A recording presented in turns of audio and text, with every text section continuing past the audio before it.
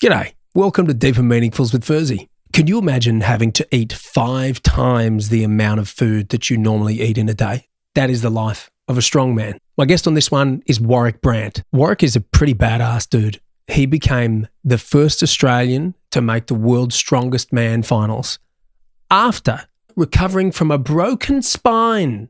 In this podcast, we chat about how a broken neck ended his rugby career with the Wallabies, what it takes and all of the things the athletes take to be a world-class strongman, the positive effects and the side effects of performance-enhancing drugs, why he was nicknamed the world's strongest hobbit, just how taxing it is on the body to push it to such extremes, and tons more. I'm at Warrick at the gym where he does his best to kick the heavy bags in half. He's huge, and yet he's almost unrecognisable compared to how huge he used to be. He's a lovely guy and he's super open and honest about these taboo topics in professional sport. If you're a regular listener, it really helps me out if you could give me a rating or a review. So now, here is my conversation with Warrick Brant. Oh, mate, you look great. Mate, I haven't been told that before. You look fucking great. See, this is me trying to seduce you. This is where it starts, you know. Mate, what's in the water? I didn't see pouring it, man. That's hilarious. That's really funny, man. Hey, look, thanks for being here, bro. No, thank you. Appreciate it. Yeah, man. I've got a lot of questions. You know, it's a very intriguing life that you've lived. You know, I was going to say, I think you're probably the biggest guy that I've had in here by far, and yet you've lost a lot of weight. Yeah, I'm about 60 kilos down from my heaviest. You've lost 60 kilos. Yeah. Jesus, man. Like, there's not many folks who carry the frame that you carry now and can say that they've lost 60 kilos. Yeah, mate. Another lifetime from back in the dinosaur days, but, it was something I was doing in my life at the time, so I needed to be heavier. Yeah. What do you weigh now? Roughly 97, 98. Okay. And what are you like, 5'11", 6 foot? Yeah, 5'10", 5'11", depending who you ask, but yeah. Depending on the shoes. Depending on who you need to impress. Exactly. I think I'm about 5'10" on my tallest day, but you know, you squeeze it a bit. 6 foot first thing in the morning, right? 6 foot. Just on your tippy toes. Yeah. So, let's talk about where you came from, man. What were you doing? How far do you want to go? Let's go right back. If it's an interesting story, tell me about it, bro. Look, my whole life's been based around sport. From a young age through school, always making sort of like the district, state teams, national teams, etc. And I excelled coming from South Africa. Obviously, rugby was the big thing. Man. So that's kind of how I was being groomed to be the next, Springbok, etc. So I left South Africa when I was 18 to pursue a life here with the family in Australia, and straight away I was snatched up by the local footy clubs. But I only had a very short career here. Where did you play? Originally I played at the Sunny Coast. Yeah. No, on the field. What position? On the field, I specialised at number 3, tight head. Okay. So rugby union. Yeah. Because I went to a rugby school. Okay. I grew up in a town called Orange, central west New South Wales. I went to a private school and it was a rugby school. I played like one season of rugby and I was always a soccer guy and it was just too rough for me, man. I was just like, man, I got an older sister, I never was really into the rough and tumble. One season of rugby was like, man, I'm just getting beaten up out here. I can't do it. I went back to the soccer field. But it's weird. Yeah, there's somebody like soccer or rugby, right? Like, I tried soccer once and just hated it. You know? Of course, being the fatter kid growing up, they stuck you on goals. You're good there. I'm like, don't you just have to take up as much space as you can? You got to be nimble, right, to be the goalie. But anyway. That was a short-lived career, that one. You're up the front. Yeah, so I specialised at 3 and then could play hooker or loose. Man, those are scary positions. The amount of times when you see scrums collapsing and, you're all bound in there with, I don't know how many other guys, 16 other guys, 16 just piled on top of you, and you're constantly the one just having to take the ball and run into a brick wall of other guys the same size, if not bigger than you. Yeah. There's no glory in the front row of a footy team. No, for the amount of work that you do. You're the engine room, right? So you just make it all work, and then get the guys down on the line that take the glory and score the tries. And I did actually score a try against France. So I was happy with that, and it's on camera, so I'm good. Amazing. But yeah, just like you're saying, it is a scary position, and that's ultimately what ended my career. Collapsed scrum or early engagement, broke my neck. Broke your neck. Yeah, so to this day, I've still got 8 screws and 3 plates in there. Wow. Yeah, What did you do? Complete dislocation fracture of the C5 and 6 vertebrae. Oh, so, no. yeah, they kind of switched places on each other. I'm very lucky the spinal cord just went with it, didn't get severed. Otherwise, I wouldn't be sort of doing what I do. Quadriplegic, I'd literally be sitting here, in a chair. And Man. it's very blessed. They had 2 surgeries, a couple of weeks apart, and then just did the usual rehab, getting in a walker. And How was that? Was it excruciating or was it actually relatively manageable? in terms of pain, Yeah. there was no pain at all. Really? Yeah. Wow. Yeah, so I got a bit of a KO when it happened because they sort of engaged straight into me and woke up on the field.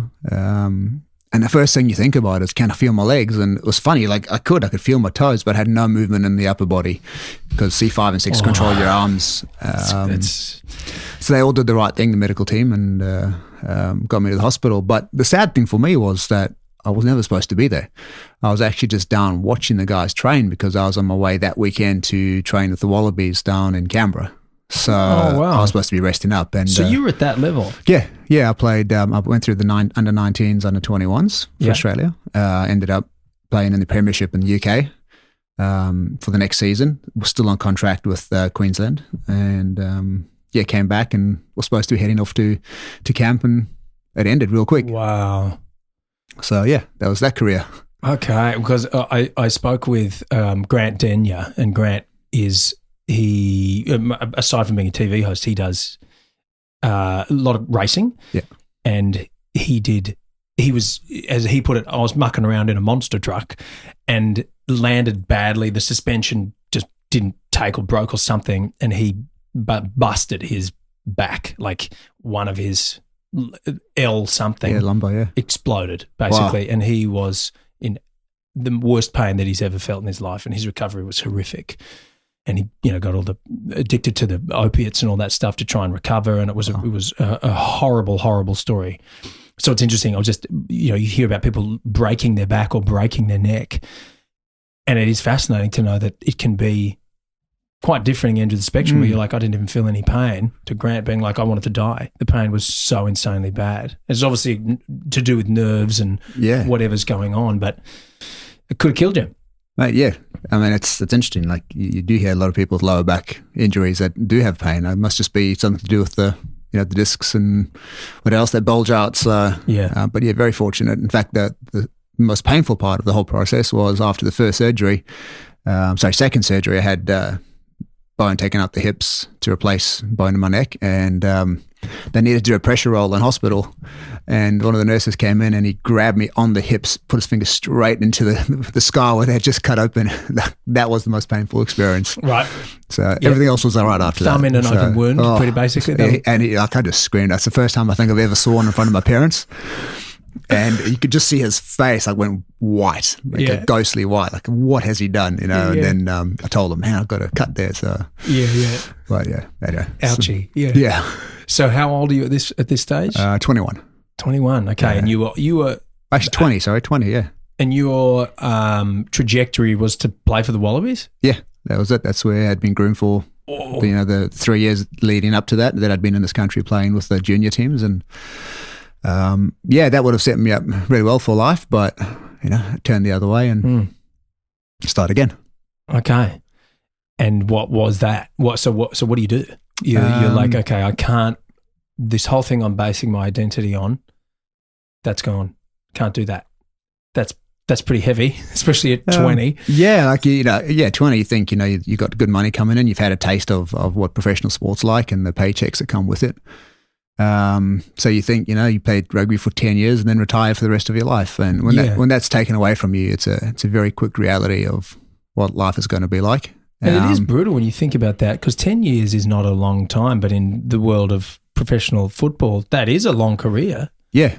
And even that, the reality of that is quite savage, that if you're lucky and good, you'll get 10 years and then you're pretty much done. Yeah, and the thing with the position, with being a forward, especially in the scrums, is back in those days, it's changed a bit now, but you probably had a longer career because you just that tugboat, you just keep going and going and going, where in the back line, you might lose a bit of flair and the younger players come through. So historically, front rows have a longer career. Okay. Especially if you're good, right? So, Okay. So you can sort of look ahead and go, well, if I'm making this much every year for the next 10 years, 12 years, whatever it is. Yes. You've got guys playing back in those days in the World Cups, they were 35, 36, 37 years old in the front row. So, well, it was always a bright future ahead, and something I had dreamed about from a young age, but had to change direction. And I'm just that type of guy that if something's put in front of me, I take on that challenge. So good for you, man. Yeah, I'm sure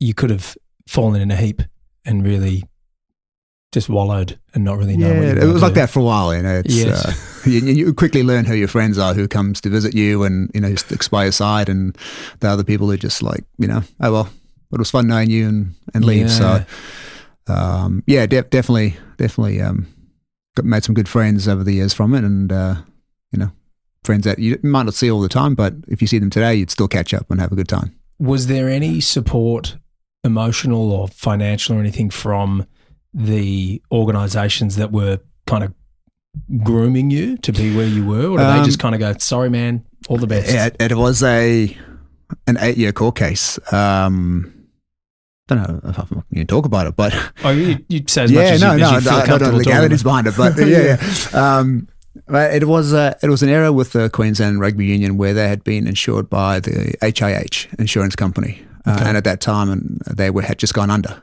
So they were in a sort of a situation where they didn't have insurance covering that sort of thing. So it ended up being that they had to find an insurer that would cover it because it's loss of income, etc. It happened, at one of their events in the field under their supervision, etc., etc. So after 8 years, I got a tiny, after lawyers' fees for 8 years on that, I mean, that's pennies. And you had to chase them.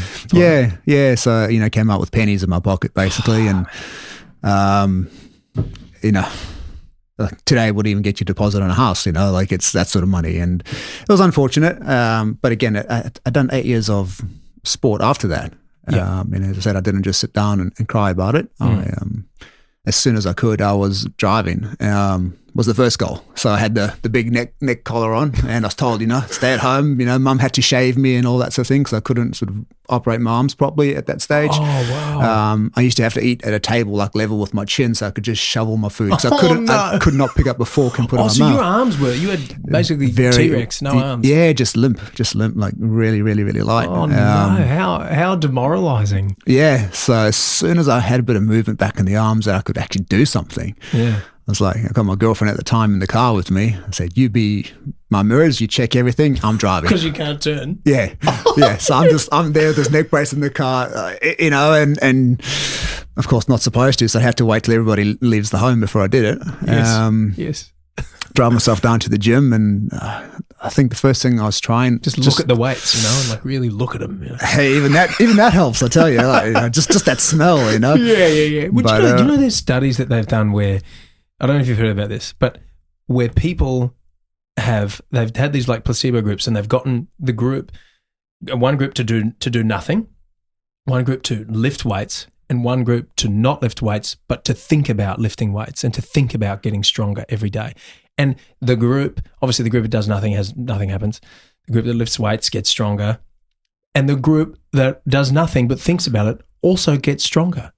I think that's like the product of your environment, right? Well, maybe. So it's definitely a testament to placebo being the power of your mind and your intention. If you are genuinely thinking that you're going to get stronger and doing what do you call it? Air reps, mind reps. It works. Mate, you play guitar, so you reckon if I just think about air guitar, yeah, that's it. I'll rock out. I'm good with that. That's all you got to do. You don't have to pick up a guitar. You just play it in your mind just before you go to bed every night, and you'll be shredding in no time. No, you ask my daughter, I play air guitar all the time. She's like, Dad, stop! You're embarrassing yourself. Yes, that's the point of air guitar. Yeah. Mate, it's all good fun. Yeah, but that's actually an interesting study. I guess it's the same as with fish, right? They only grow to the size of the tank they're in. So, I didn't know that. Yeah, so that's why you can keep little sharks and put them in an aquarium. Oh wow! And they don't get into big sharks because it's the environment won't permit it, and they stay to it. So that's interesting. It is an interesting research that could work. Okay, so you go down to the gym, you're trying to get moving. Oh man, like the cable crossover. When you don't even put the pin in and it's just like the single weight. Yeah. I couldn't even move that. And that to me was like the lowest of lows, that I could not lift the lightest weight in the gym. And it was at that point I thought, when you're that low and you feel that weak, it just feels like the world's going to swallow you up.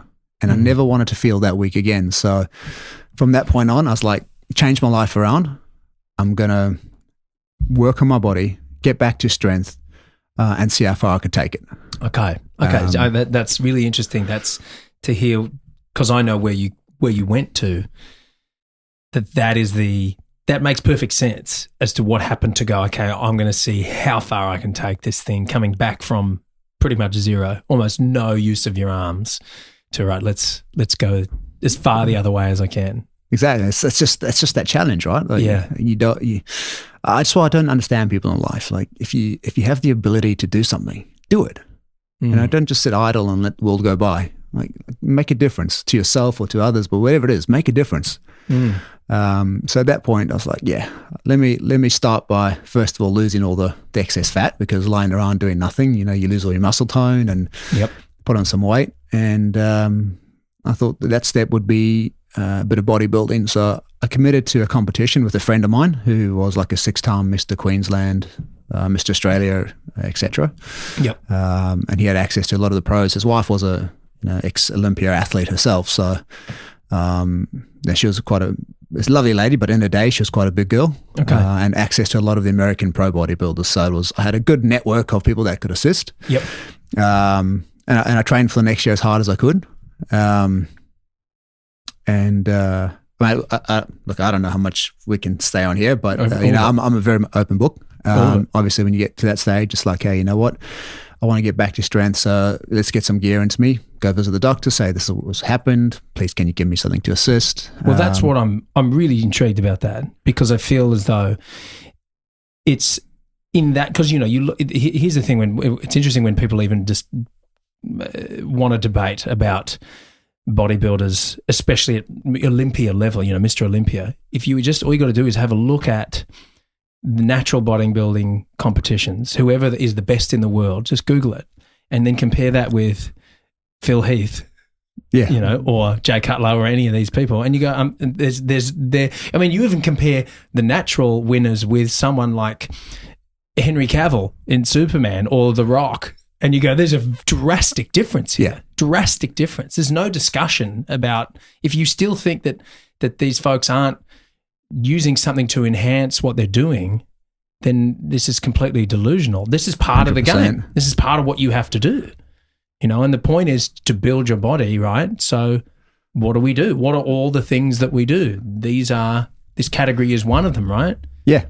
And that's going along that. A lot of people that sort of talk about drugs and sport and that, I'll sort of say to them, like, if you're going to go to the drag strip, you're going to watch a top fuel dragster, right, doing a quarter mile in 4 seconds doing 500, 600 Ks an hour, or do you want to watch a normal car on normal fuel, 12 seconds as hard as it can. And everyone's like, oh, top fuel. Well, that's it. It's more dangerous. There's more involved. And same, a lot of preparation. It's the same with bodybuilding. Like, you want to be the top fuel, take whatever you want to take and put that discipline into it. And it is more dangerous. There's more risk, but that's the result. You know? So what do you want to see? Like, same with sprinting. I'd rather see a guy break 9 seconds. I don't care how much drugs he's on. If he can break a 9-second 100, oh man, I'd love to watch that. Let's go to the freak show. What can the human body do? Yeah, they're allowed to do whatever they want to do, right? Well, maybe not legally, but I kind of think that's. Have you heard about the enhanced games? No. So this is it for real? Is it? Well, apparently. I mean, I just watched listened to the podcast Joe Rogan was doing with the two guys who are running it, and they're deadly serious. Like they're trying to get it up in, I'm not sure when, but they're dead serious. Like they're getting it going, and that is their entire intention. About when you think about like Lance Armstrong, for instance, I think is a great example. Yeah. He was such a martyr for. He was on such a pedestal. Everyone loved him. It was amazing. Oh, man, he's come back from cancer. He's breaking all these records. He's the best in the world. And then they found out that he was taking PEDs, performance-enhancing drugs, and he was then just completely flipped. everyone hated him. He's the worst person ever. But yet you look at, apparently the stats came out that not only him, but like you had to get down to like after number 17. The person was coming 17th to find someone who was not testing positive or who was not breaking world records. It just so happened that he was the best at it still because that's what everybody was doing. But yet everyone's pretending that there's they're not doing this thing. You know, so you kind of, if you're in that, you really have no choice. You either come 17th if you're the best in the world, or you play the game that everyone's pretending they're not playing. Exactly, mate. Yeah. We could be more controversial and say, hey, do you want to take drugs or do you want to be a man doing women's sport? You know? So, yeah. That was a big one through the Olympics, but Well, what's the difference? I mean, that is, I just feel like there's got to be a point where we draw the line. And I know there was all these semantics about all that stuff with the Olympics about those individuals being unique and having, I don't even know what the details were, but something about chromosomes and something about being like one-off things. But at the end of the day, there's got to be a point where we just go, this is not what this is. Biology is a thing. We kind of need to pay attention. Yeah. I think we deserve to just, I'm sorry, you just can't do that. Yeah. How do you go to the toilet? Do you stand or you sit? Yeah. You know, yeah. So I'm with you, man. And I know it's like, you know, you're not allowed to talk about these things, but I feel like majority of people actually are kind of like, are we buying this? We're not buying this, are we? Do we have to go on with this? That's the thing. Everyone's so scared to offend. Right? Yeah. Like it's not right, but we don't offend anybody, so let's let it slide. Yeah. You know, what about the people that it is affecting? Let's be the voice for them, you know. So yeah, man. Yeah. It's the world today. It's crazy. It's back to front. It is proper crazy. And I've always kind of stayed out of it. But since becoming a dad of a daughter, I've kind of felt like there's things that I am just not prepared to stand for. And males being in females' bathrooms is one of them. Oh, man. Yeah. I'm not okay with it. Man, I don't know if you had a chat to your daughter. I know she's only young, but my daughter certainly knows she can only start dating when she's 30. And that's got to be approved by me too. So, you know. Well, I feel like if you do it the other way around and she can try, but they have to meet you first, well, then she probably won't start dating until she's 30 anyway. Yeah, well, but it's so funny. Well, I've got a much younger sister, and we should bring, you know, her boyfriend's home when she's 13, 14, and at that stage I was, you know, 150, 160 kilos. So we'd be sitting around sort of in the family room, and my oldest brother, he's quite a larrikin, he'd pull them over and say, hey, listen, whatever you're going to do with our sister, Warrick's got to do you first. And like I'm sitting in the corner there, you know, like, just, you know, I'm going to do just it. Eye contact, just. Oh, yeah. But you know that, you know, I'm giving them that, like, how you doing, buddy? Yeah. You know? So you see the sweat coming down, like, oh my goodness. So, but yeah, it's kind of like that bad boy scene. How right? good's his nerve, you know? Is he? That's great. So, but, that'll do it, man. But yeah, it's a worry with little girls, right? And growing up. It gives you an incentive to train. You know, absolutely, stay on top of it and just be there for them. Exactly. Yeah. And it's also incentivized me to, I'm going to teach her how to train. I'm going to teach her I want her to get into jiu-jitsu, bit of Muay Thai. I want her to know, I've said this so many times, but when she gets to that age, if some guy gets a little too handsy with her, I want her to go, no, I can break your arm if I need to. And I feel like that would be just such an empowering thing, definitely for me as her dad, but also for her to not have to go, I need to be terrified of you just because you're a man, because you're stronger than I am. She's like, no, you may be stronger than I am, but you don't know how to get out of a rear naked choke or I'll put you in an armbar and break your wrist and then... Don't even warn them, just do it. Yeah. Just surprise. Yeah, surprise, you need a cast. Yeah. Put it back in your pants. That's right. Yeah, man. And then take a photo to show you later. Yeah. Look what I did, Dad. Yeah. I broke a guy's arm. That's awesome. Yeah. Well, it's the same with school, right? Like if she's been bullied at school, we've got this thing, like, you know, you only ask twice. First one's a warning, second one's the last chance, and the third time you react. And if I get that phone call from the principal, I'll be down there and I'd commend her. And then I'd have words to the principal why she was in that situation in the first place. Yeah. You know, so teach her never to be scared to stand up for yourself. Yep. I've always got her back. So, and I think that's the other thing. People are so, oh, you're a bully. You know, it's like, no, hold on. If someone touches you, you have the right to defend yourself. You don't have to take it. So that's very old school. You know, I'm an old school kind of person, but I think that's important, especially for girls these days, to be able to stand up for themselves and look after themselves. I absolutely agree. I do agree. I don't think that's what a bully is. That's not what a bully is. The bully's someone who retaliates to a bully is not a bully. No. They're a bullies- defender, right? That's right. The bully's the other way around. The person who's just starting shit. Now, if you've got a child that's doing that, okay, that's a different story, and that needs to be addressed. And why is that happening? I don't know. It's probably a far deeper issue, and that's something that we need to, as parents, be aware of and get on top of it if it's happening. Yeah. We can't be having our kids pick on or beat up other kids.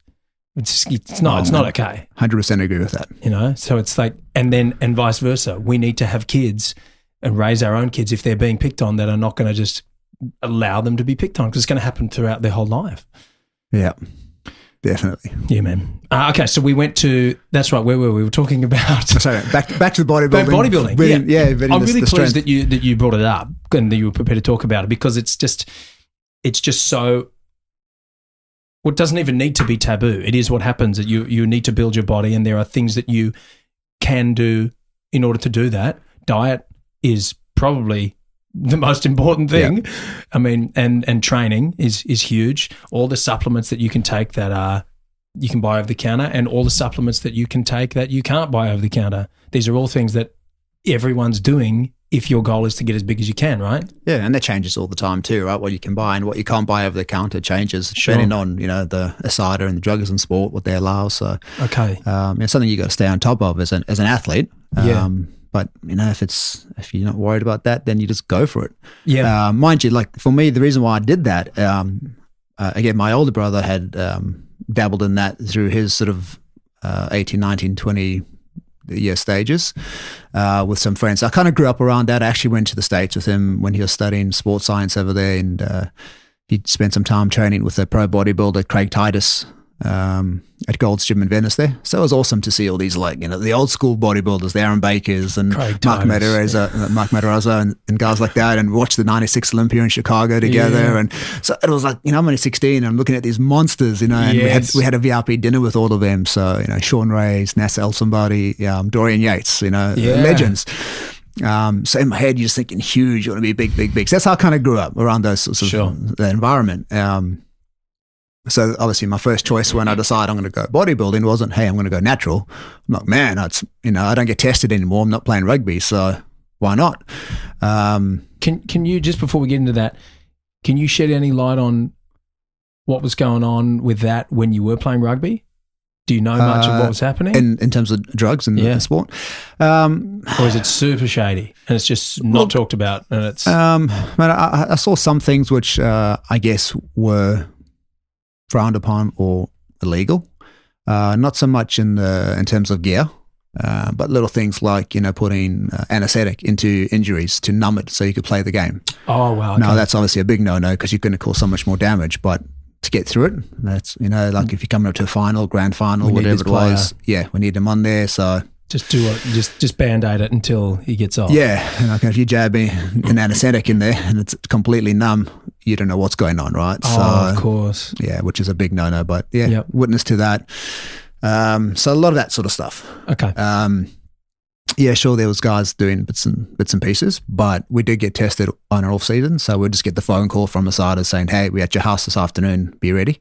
Okay. And that's was that a blood test or just a piss test? Just a piss test. But that's always fun the first time you do it when you're like, okay, I'm just going to the bathroom now. And they're like, no, we're coming with you. Oh, you're right. Yeah, okay. You just wait in the corner there. No, we're going to watch. We're actually watching you hold it. In fact, I'm going to hold it for you now. Wow. Doesn't go that far. But no, they do. They would if they could. Yeah, I mean, like it's... Okay. Like, have you ever tried to like go and some dude's like looking over you going... I get stage fright if I'm at at a urinal at the trough and there's a whole lot of people there. I just can't do it. I'm just standing there. And it's even worse because I'm just standing there with my dick out for ages, just like pretending I'm... There have been times when I've gone like... All right, I'll just wait for a cubicle then and just put them... I don't know what it is. It's a psychosomatic thing. You kind of go turn to the corner a little bit. I know. No one's watching. Yeah. No, but it is. It's just embarrassing. And it is random, but it's... First time you do it, it's very like, dude, this is like, not what I'm used to. It's I'm expecting them to buy me a drink Urinating in first, or I don't know what we do, but yeah. Maybe you could mess with them and draw a face on it, or do some artwork on it, and that's just stare them in the eyes as you're doing the test. Just take the power back, Never mind that joy not. I reckon just you stare the guy in his eyes, enjoy that big guy. Right. Claim it back. Yeah, but just don't do that at a public urinal. No. You never know what's going to happen. This is why we can't have men being in women's toilets. This kind of behaviour. Oh dear. But, a lot of stories on men's toilets, right? But, okay, anyway. so you're there was a bit of that going on in the rugby, professional rugby. But you're being tested a lot. Yeah. Okay, so you're out of that. So because that was all through the AIS, Australian Institute of Sport. Sure. So it was. So and don't let me put words in your mouth, but it seems as though that stuff's probably going on, but you got to be much more sneaky about it, right? Yeah, and I just think, look, when I was 15, 16, I represented my state for athletics, and I did a lot of discus. And I had a German coach, and he just said to me that he reckons 80% of the throwing guys in the Olympics would be on gear. Really? The problem is you can't test for something if you don't know it's there. So as long as the gear and what you're taking is ahead of the testing, they don't know you're taking it. Hence the reason why now they keep the samples for 8 years, etc., for the Olympics. Oh, so that the technology can catch up. Yeah, pretty much. And they can backdate and wow. Yeah, so it's it's a science and an art form behind taking it and making sure that you're not going to get tested. Hence, that's exactly why they watch you, because girls have been known to fill up condoms with urine, somebody else's urine, stick it inside and just prick it with their nail when they go, and then that just comes out, Wow. They've gone as far as literally doing changes, urine changes inside their bladder, filtering it out. It's ridiculous what people go through to avoid tests, Yeah.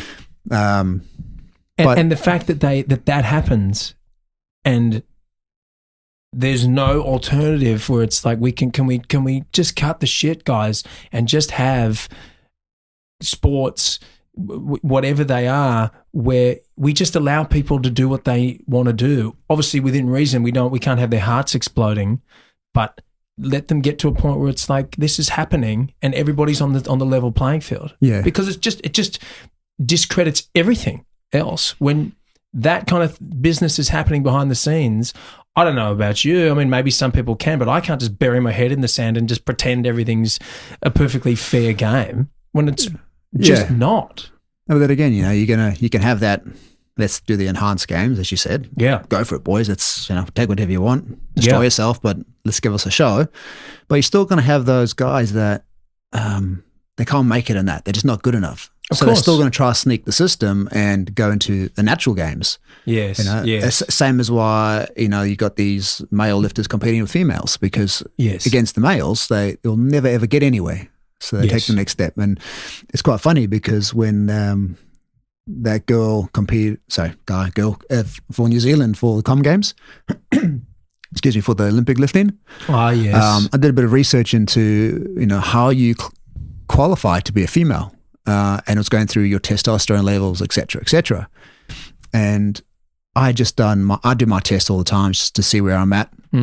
I keep pretty healthy, and my level was lower than what was required to be considered a female athlete.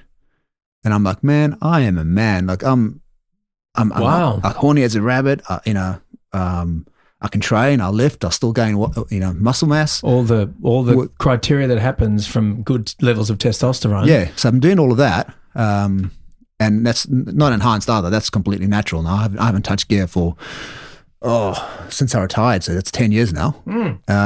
That's why my natural test is so low. But if I'm doing all of that as a man, how can you say that I could qualify as a female, with those levels? So there's always going to be those people that try to cheat the system. So, hey, I considered it. Should I walk around with heels and long hair and go to the Olympics? But, no, that's not me. I couldn't even do it. As you said, you can't do it. Yeah. Yeah. And no disrespect, but I don't think you'd be a very feminine woman. And that's a challenge. What are you going to do? You got a great jaw. You got a great jaw. You got a good head. You got the biceps. Let's see it and see how it turns out. But So there's always going to be those people that cheat for sure. Yeah.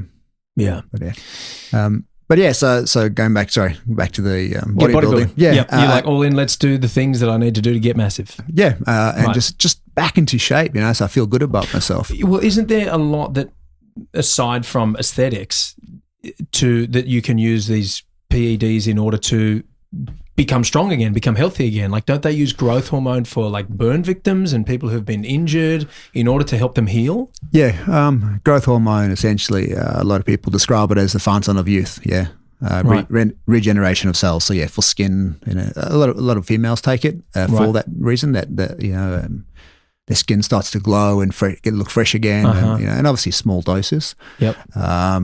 When you start having excess amount, that's when problems happen. Sure. Enlarged jaw, forehead, hands, feet, organs, your heart and your brain. Yeah, so everything just starts. I guess it's one of those things that it's not. It just decides where you need it. Like, you can't stick it in your biceps and expect your biceps to go right. Stick it in your bicep and it goes, well, your heart's lagging. Let's make your heart bigger. Wow. So you don't really know what's going to happen, right? It's one of those mysteries. But yeah, is there a sweet spot, do you think, where people can genuinely take it in a healthy manner? Oh yeah, definitely. Yeah, right. I mean, it was because they do give it to people who are injured, right? Well, more so it was developed for people with dwarfism, to try to help them grow. Oh, wow. So when they were kids? Yeah. Oh, wow. So back in the day, it was taken from the pituitary gland of cadavers, right? So there's the danger. So they're taking growth hormone out of actual people. But oh, shit, I didn't know that. They're extracting it out of people's brains. Yeah, way back. Whoa. No, it's all synthetic, obviously, so a lot safer. Okay. Well, that's what we're told anyway, yeah. Hey, look, don't know where you get it, as long as it works. There's that little hand I've got growing up my back. But, hey, yeah, don't worry about that though. And look, people, they say it's site specific. So people with injuries, they'll stick it in their elbows, shoulders, knees. I mean, I'm pretty sure like Lance Armstrong would have, he was mixing it with platelet replacement. The PRTs, platelet replacement therapy. Yes. So you spin the blood. Yes. Put a bit of GH in with that. Beautiful, match made in heaven. So you're fresh as a daisy. Yeah, Wait, just. If it is site specific, I'm still to meet the guy that's going to start injecting it into his penis to see if it makes it bigger. The first man that does that, look, he's a champion, brave, but brave. The risk is it worth the potential reward? What's that one, synthol that guys inject into their biceps and they just look oil swollen? Is it oil? It's like an oil, and it leaks and it's gross, isn't it? Yeah, stay away from that. You see those guys, all the implants, and they're walking around. Just work hard, man. Like, there's no shortcuts in life. There's no free lunch. No. Like, even like people go, oh, you're on gear. Like, yeah, I'm on gear, but you know how hard I still have to train? In fact, you probably train harder because it allows you to train longer and harder. You probably don't want to have wasted that you've done it as well. No one's just sitting at home, shooting up a bit of gear and then just sitting on the couch. You're like, fuck, I've got to go to the gym. Hey, you get those guys though. Yeah. You see them in surfers, they've got like pimples all over them and they're still skinny and they're like, I take gear. I'm like, oh, mate, it's not working. Yeah. I mean, there's definitely mood and emotional enhancements, or at least changes if you don't do it correctly, that happen, right? Like, so go back. So you take it, you got to train harder because you're training harder, more energy, you got to eat more, all right? So then you got to eat clean. It's such a discipline behind it. So it's not just take and grow. And then, as you said, it's the emotional side. Like you do, the biggest thing is with your hormones is how horny guys get.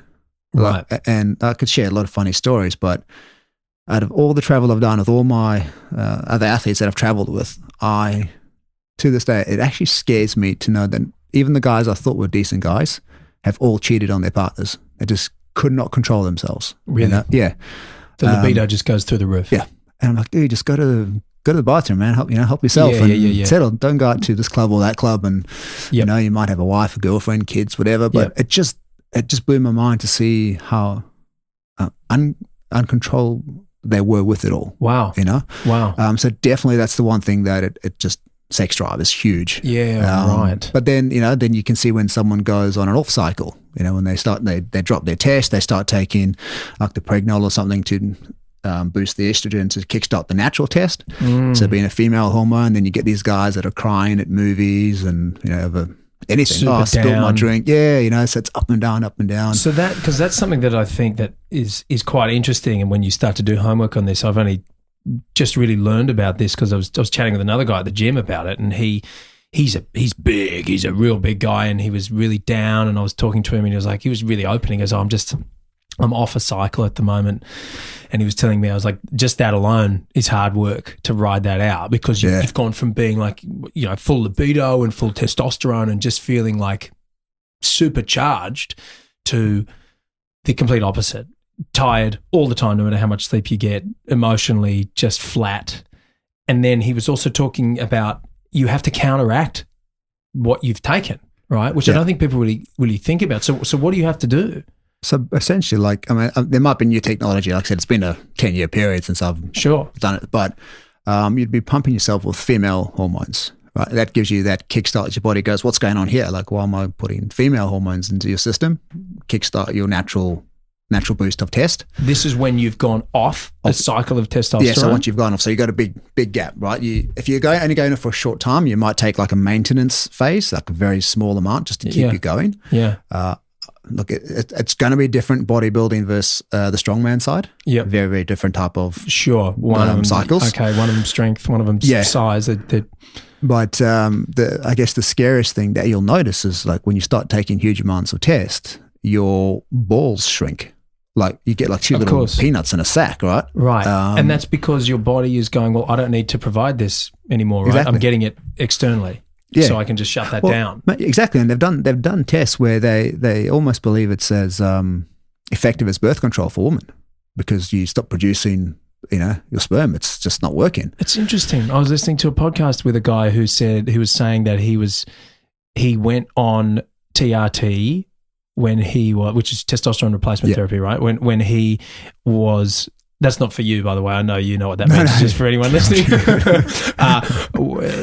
When he was, I think, when he turned, 35 or something, and then broke up with his partner, and then got a new partner, and they wanted to have kids. And he was saying how he was producing basically zero sperm, and needed to get to a point where, like, he felt phenomenal because he was taking a dose that was just about trying to make him feel like he was 20 again. But yeah, his body was no longer producing any sperm. Yeah. And so there was this whole protocol that he was going on to try, and it was Aubrey Marcus. He was going on this whole protocol to try and kickstart that production again, using a lot of, I don't know what he was using, but I think it was a lot of natural stuff to get off the testosterone in order for him to still feel good about himself hormonally, but also kickstart his body's production of sperm so that he could. Yeah. And that's the whole thing. It's like, sorry, I'll just even mention that for myself. Like, I was told by the doctor, same thing. You're not going to be able to have kids, Right. So I ended up going through this whole expense of, private health cover for IV, or, et cetera. And mate, I'm very proud to say that literally the first time we tried, she got pregnant. So nothing wrong there. Still in there, still working. Cool. Still good, even after all the years. So I was happy with that. Well, we were just talking about what happens, what the protocol is, how it's a lot more, there's a domino effect, right? You go on something, you don't just go off that.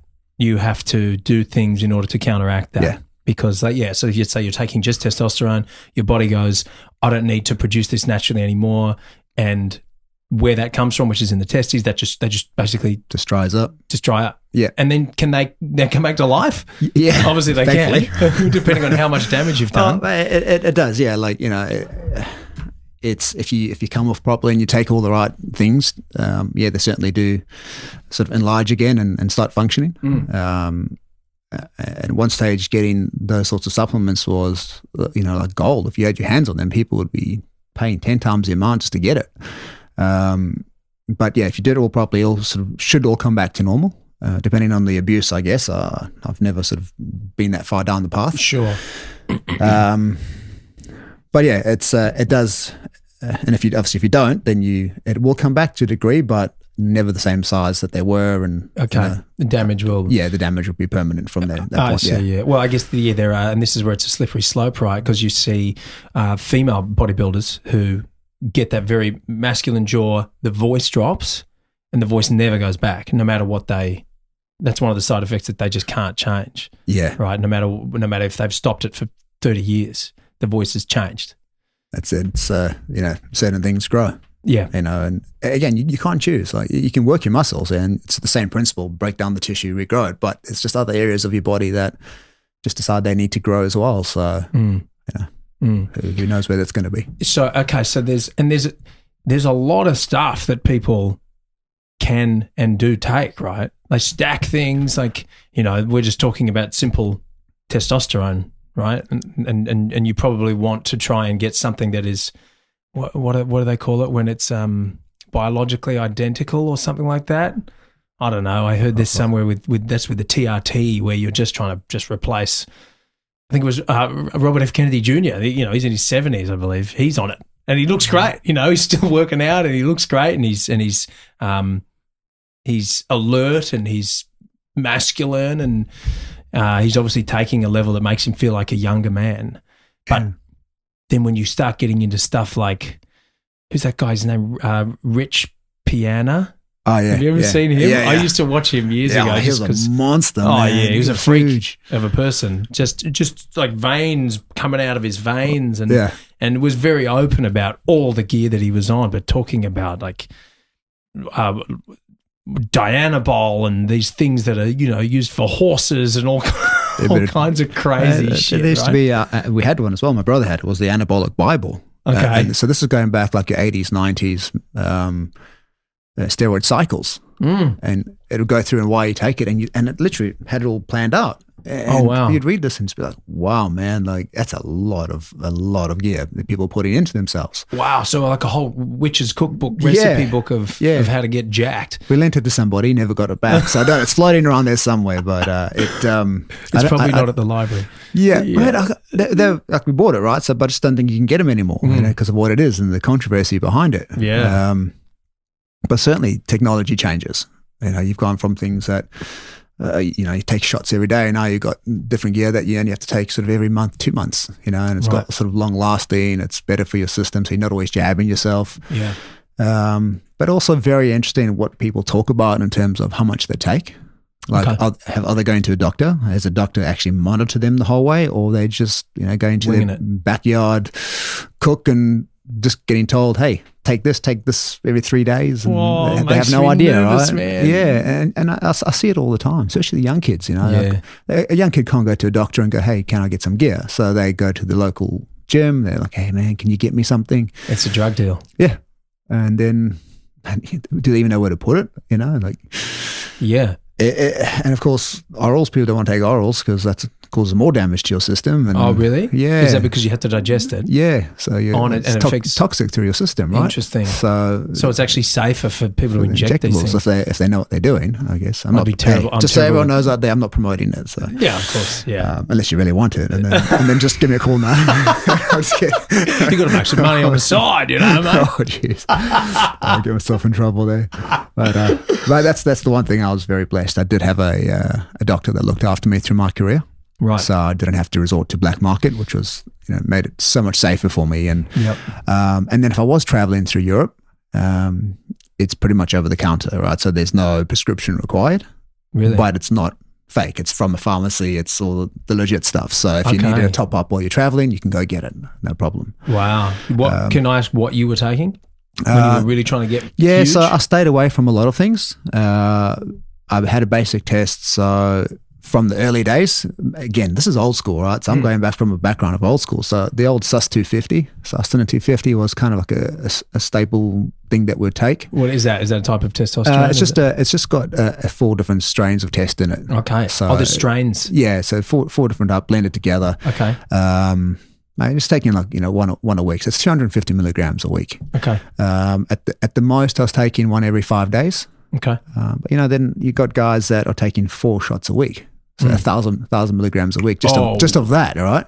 Wow. And then, you might be, depending on what I was coming into, if I was getting into sort of heavier comps, like just big 1-rep maxes and things like that, I'd often put a lot of Deca into that because it holds a lot more water and recovery. You got to remember, as the strongman days, you're lifting max weight, week in, week out. It's not like powerlifting where you peak and then you can come off and peak and come off. You just consistently. You've got to be strong. Yeah. Always. Yeah, they might prep like 8 to 12 weeks for a 400 kilo deadlift, at their competition. Yeah. Where strongman, you might have to do 400 this week, 400 next week, and the next week you're doing like 380 for reps. So there's no recovery. You've got to maintain that. It's not like, and that's like the polar opposite to bodybuilding. You've got this peak show, right, that you prep for months.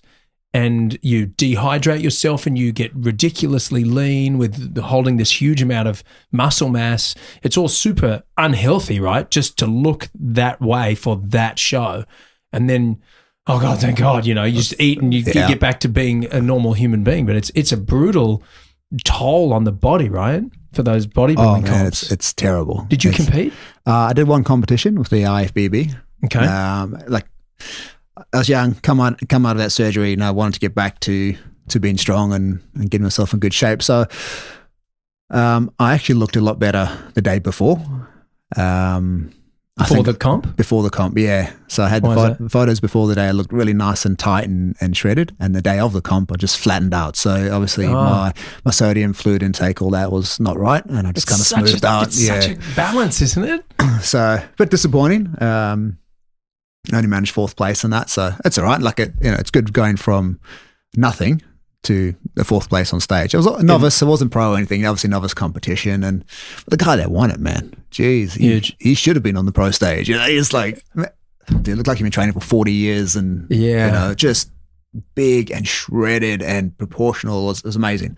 He went on to be, quite a good champion. So, well, this is something that is very interesting to me about, and you're someone who knows this. Like, I like to work out, and I've been through my phases where I've gone, I'm going to get as big as I can. I've never done any gear or anything, but it's the reality of how long it actually takes to build muscle and to build strength.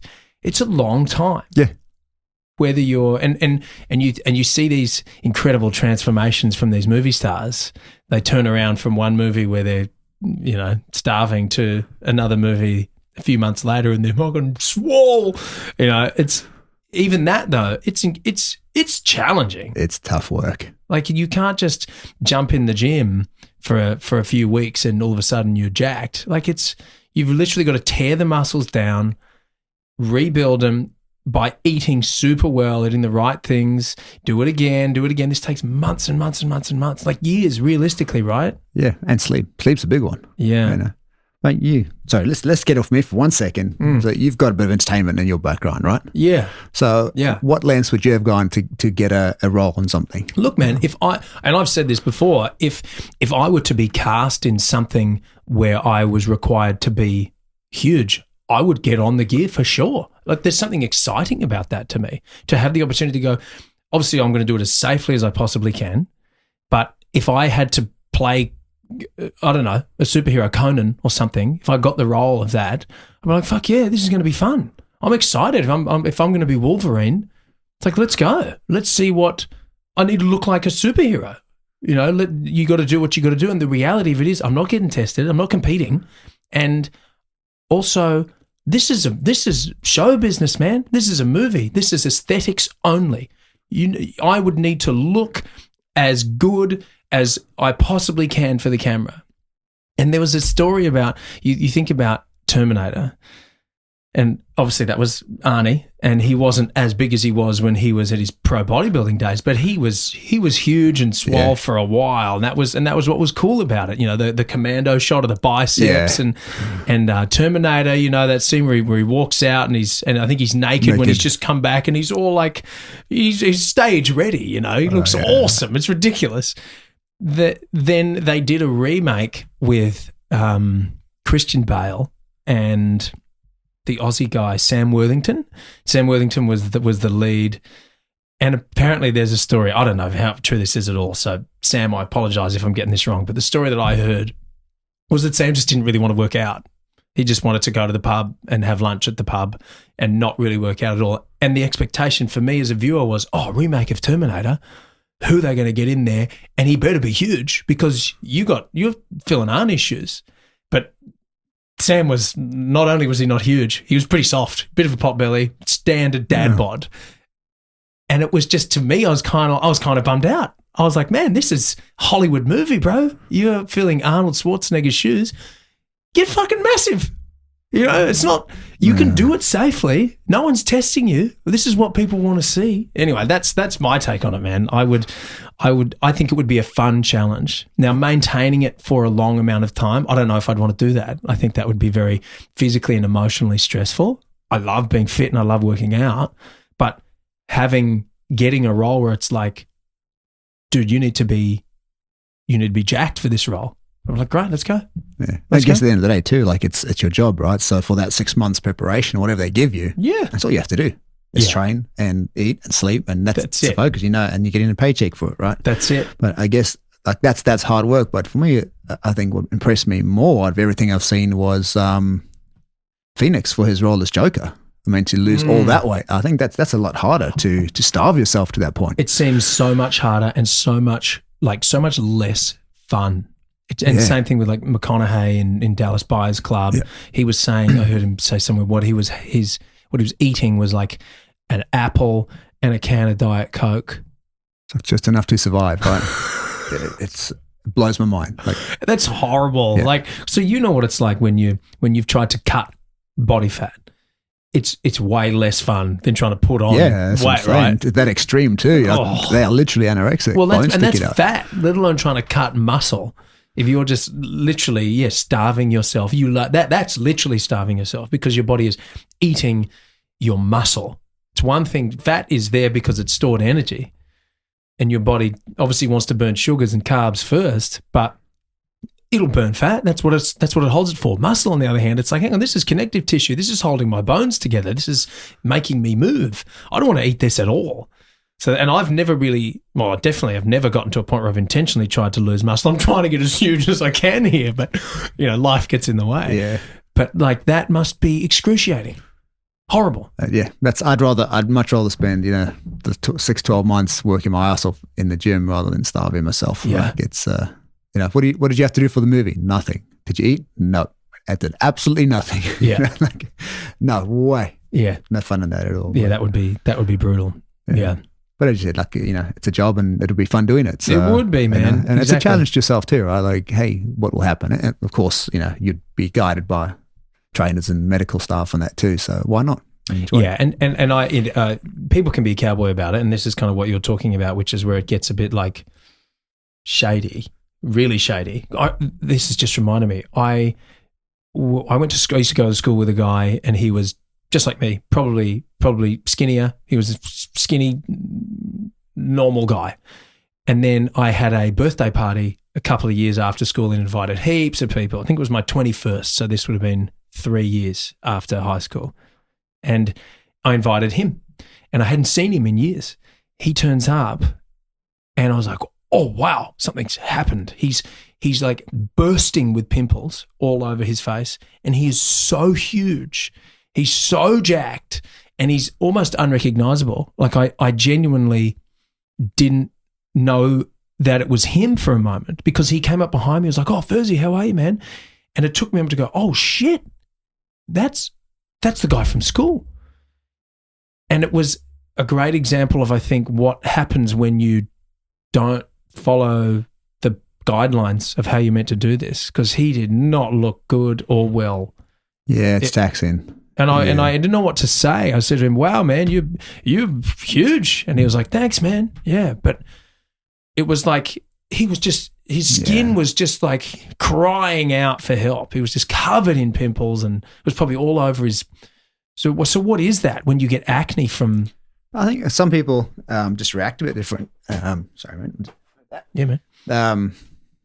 Obviously anything excess toxins in your body is going to need to come out some way. Poor quality, what they mix it with, all that sort of stuff can be a factor in it. Right. Where's it made? Yeah. Are they using peanut oil in it or whatever they're using? You don't know. Like you don't know where you're getting it from. Yeah. Like with any proper medical thing, they say, hey, try a little bit. If you get a rash or you get this, stop taking it. If you're buying it from the back alley drug dealer, you just don't know. You have no idea.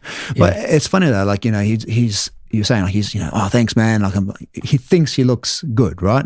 regardless of the pimples and that, because that's what he wanted. Yeah. Now, I guess you can liken that same to, you know, a lot of the ladies these days. They want big lips, they want this, and you look at them, you're like, man, what are you doing? Like you're really pretty before you started. Why are you doing this? You know, it's a mental thing. You know, like at all costs they want to be a certain way.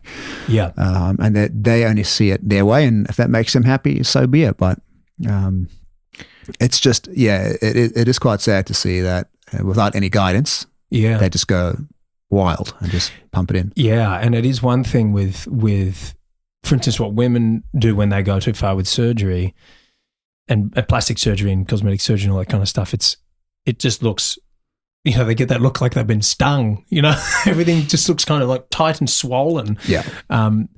But at least it's even worse with guys who are taking too much gear, because you're not really at risk of heart failure if you've had too much Botox, I guess. Whereas your organs are genuinely capable of just shutting off, right? If you're taking too much of the. Oh yeah, yeah. I mean, I've had. So sorry, just moving forward past the bodybuilding to the strongman days. You know, I've had a couple of athletes that have passed away during my time. You think that was related to drug use? Yeah, I mean, you can't be 160, 70, 80 kilos, you know, like these are big men, you know, and you can't, your heart's still your heart. It's not, if it's getting bigger, that's a problem, you know, but it's got to pump all that blood through that body, and the strain. You think about when you're lifting those heavy weights, how your body tenses and the blood pressure. And you know, I was doing a squat event at World's Strongest Man in South Africa where it was 4 reps, and at the end of the last couple of reps, my head literally started bleeding. Like from nowhere, just blood started coming out the top of my head. Just out of somewhere in the top of your head? Top of my head, yeah. So when I'd finished, I sat down, I was like, you know, put my hand there, have a look. I'm like, there's blood on my head, I'm bleeding. So the medics come across and they wipe it, and there's just nothing there. It literally just came through my skin from the pressure, yeah. You know, they always have the oxygen and that on standby, but that sort of force that's going through your body. And if you can think about all those, you know, different substances in your body as well, under that pressure and heat and lack of oxygen, and you know your heart rate's like 190 beats a minute. It's pumping. Like, you know, you pull in a massive or 2 semi trailers, you know, big trucks. You know, you got 90 seconds to pull it. You think about that's like doing like a 600 kilo squat for 90 seconds. You know, like, it's ridiculous what you go through. So yeah, definitely when you put that much strain on your body and your heart, it's going to stop. Yeah, you go back to one of the greatest strongmen of all time, Jean-Paul Sigmarsson, the Viking. He in training, very similar to the 2 guys that I competed with. Blood started coming up the nose, and then just literally like a heart explosion in training. You know, he died. Yeah. Wow. So that's going way back in the early days of World Strongman, and then another really nice guy, young guy, Jesse Mirande, who was one of America's top strongmen at the time. Same sort of thing. Training, just heart failure. Wow. You know, just too much. Yeah, and one of the really nice guys that I competed with many times, another American guy. Was on Thanksgiving. He just passed away into sleep, like just shut down. Oh man! Know? And he was one of the top strongmen, right at the top of the game, world's strongest man. And but he was Mike Jenkins. He was probably like 160, 70 kilos, and just big, just a big dude. You know, and it was 2013. We just finished World's Strongest Man, and then we got the news soon after that he had passed. So, oh wow, it's eye opening. You've got to take a step back and go, man, is this worth it? You know, and it's the reason my retirement. When I decided that I wanted to be a father, I was like, I'm done. Like when I have kids, I am done. I'm not going to risk it. And I made a promise to myself and to my unborn child that I would stop and I wouldn't take any more gear past that point, because I didn't want that risk anymore. You know? So yeah, hey, if you want to do it, but just do it properly. Yeah, you know, go seek proper advice from a professional, or at least somebody that knows what they're doing. You know, yes, don't just do it on your own. Because this is no joke, right? This is like intensely. Well, coming back to the comparison between the Mr. Natural and the Mr. Olympia, you can see how intense, like, because the Mr. Natural guy, you can guarantee he's training his ass off. Like, he's training hard. So is this guy. But look at the difference in results. These things are powerful. You don't want to fuck with these things. Yeah. Like it's a big deal. So if you're doing it wrong. Yeah, and that's what we're talking about. It'll kill you. You train for a set amount of time. You go catabolic, where your body starts breaking down tissue. You train too much. Yeah, so Wow. that's now you start to that point where you're breaking down. All of a sudden, you're putting anabolics in, which is for growth. So your 45-minute session that you're training for before you start breaking down, now you can train for 90 minutes and keep going. So you are able to train harder for longer. And then, depending on what you take, you recover better and off you go. Yeah, because that's interesting how these things work. They help you to, essentially it's still all about training and growing, but you reach your limit of being able to train later, right? And you can train again sooner, right? Pretty much. So it's all about recovery. You repair faster. Yeah. Yeah. That's it. But it's all about training. It's all about training, all about what you take, when you take it. My focus over the last, just so you know, in my career, my heaviest was 160. And then over the years, I realized at my best, I was probably 147 body weight. Interesting. So a little bit fitter, faster, but my focus was on my recovery. So everything I did was better sleep, better nutrition, and less gear. So I wasn't always coming in so function heavy. more clean. Yeah, let your body take care of itself. And that's heavy, man. As someone who's 5'10", 5'11", to be 160 or even 145 kilos. Like I'm 5'10" and I'm 80 kilos. And that's so two of you basically. Yeah, me wearing myself again on the same frame. Yeah. That's a lot. That's a lot of muscle fat to be carrying. That's a stress on your organs. Yeah. I mean, just the other day I was walking in Brisbane with my daughter and she said, "Dad, can you put me on your shoulders?" So she's only like 35 kilos. Chucked her on my shoulders and started walking back across the bridge, like through the city. Yeah. And I'm getting tired. My legs are getting tired. And then I thought, hold on. Her on my shoulders only makes me about 125, 130 kilos. Still got to add some weight to that. You were carrying around 40 every more. day. And I'm like, man, this is crazy. Like you can now you start thinking about the strain on your body, your joints, your ankles, your knees. Your cardiovascular system's got to pump blood around all that extra tissue. Yeah. I mean, I'm pretty fit right now. Like, I can. I've seen you hit the bag. Yes, you are. Well, there you go. So to be out of breath, walking around with that extra weight on me, it's amazing to think. You don't realize it at the time. You just don't realize it, and much healthier now. Yeah, bro. Well, it's interesting how that pivot. Let's talk about that pivot from bodybuilding into strongman. Okay, so you did your one comp. What happened from there? From there, I have a mate of mine who is very clued up on Olympic lifting. The body, sports technology, etc. And we got talking and he asked if I'd be interested in Olympic movements. So we ended up doing the Olympic lifting course together, to get our qualification as a coach. And then from there, I just thought, no, it's not where I want to be. I enjoy the power work and I still do a lot of it, but I wanted to do heavier stuff. So we looked at powerlifting. And was just the bodybuilding, to me, it just seems like kind of what we talked about before. You're really punishing yourself for so long for one day. Yeah, I don't think it was the punishment. To me, I realized that, and this is going to sound so like up myself, but when you play rugby, you can have the game of your life. You could be the best player on the field, but it's the other guys that could let you down. So you can still lose, and you can still have the best game of your life, right? So you're relying on 14 other men to pick up their game to win. So it's out of my hands. Then when I got across to bodybuilding, you could be the best on stage, but you're the best on stage in somebody's eyes. Maybe not those judges at that time, but certainly in another time. So you've been judged on the way you look by some people that have different opinions. Right. So again, I'm putting my victories in somebody else's opinions, all this hard work for somebody just to tell me like, you're not pretty enough, basically, I see what you mean. There's the metric is objective rather than it being like, no, that number's higher than that number, so that guy wins. Exactly. Yeah. Exactly. So then you go, okay, powerlifting, right? Okay, there's some rules like, you've got to make sure you do the lift properly, but there's 3 judges, 3 white lights, you get the lift.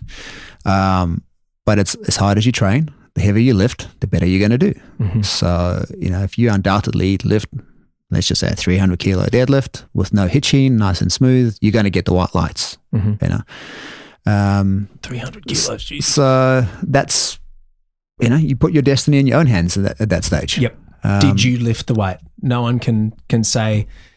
Yeah, it's not up for interpretation. Yeah, I mean, as long as you. There's always going to be those people that complain and go, "Oh, you did, you didn't, whatever." But at the end of the day, there's an undeniable lift though, whether you like it or not. Even if the judges say, "No, sorry, you didn't get it," in your head, you go, "Well, actually, I'm standing up with the weight, therefore I lifted it." Yeah. I don't really care if you say I did or didn't. I know I did. Sure. It's a little bit different in that way. But yeah, so we decided to do that and we trained.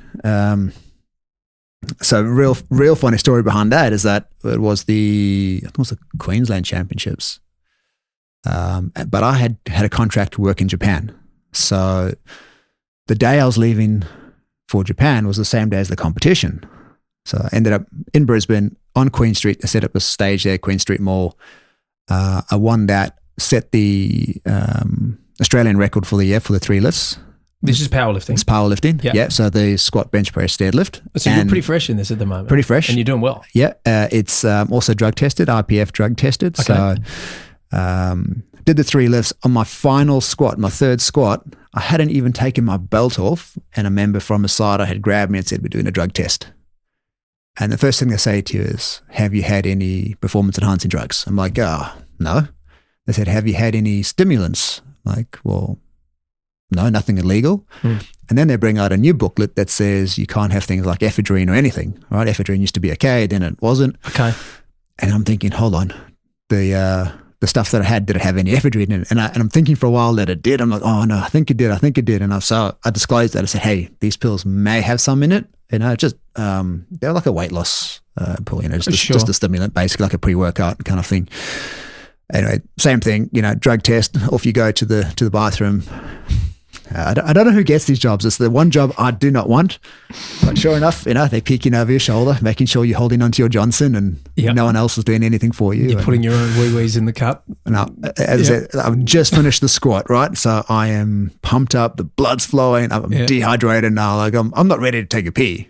Yeah. But I'm looking at the clock. I've got to get to the airport in like an hour to get to Japan. And so I'm literally in my lifting suit.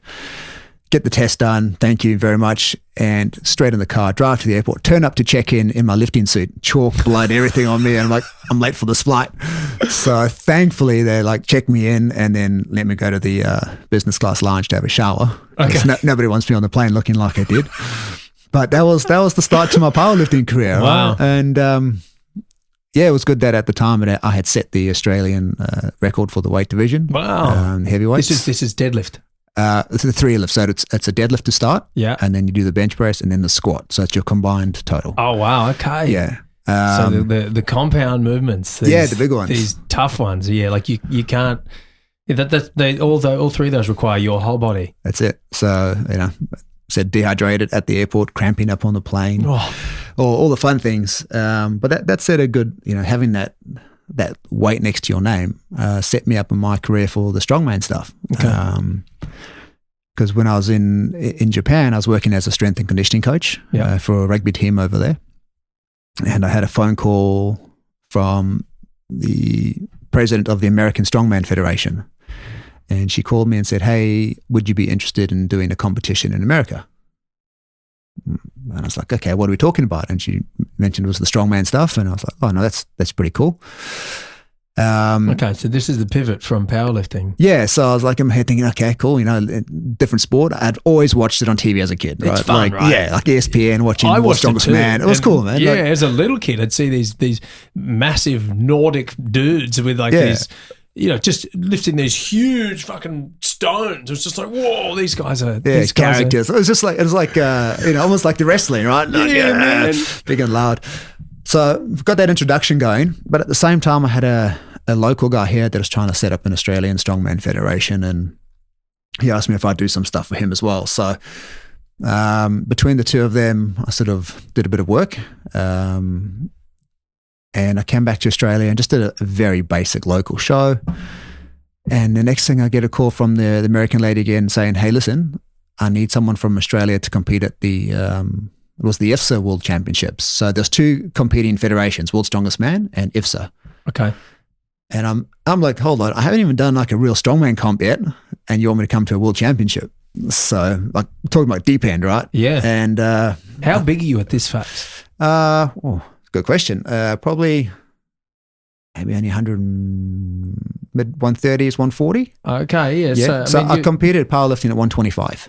Yeah, okay. So Yeah. so you put on a fair bit of size. But this is the thing with powerlifting and even strongman, these physiques are so different to anything to do with like definitely bodybuilding, but even like the CrossFit guys, that the physique for the strength, it's just about get as big as you can, right? Doesn't matter about your body fat. You just want to get big. Yeah, is that that's right? very old school thinking. Okay, school me on it because I don't know. They just seem they're so stocky, and a lot of these guys have a big old gut and they're just round and big. Yeah, and that's essentially that's what it was. Like, I'm sure you must have heard of Mariusz Pudzianowski. Yeah, man. So he was like shredded, right? The only guy that looked kind of like Arnie. Like he was, And now he's fighting too. So amazing athlete.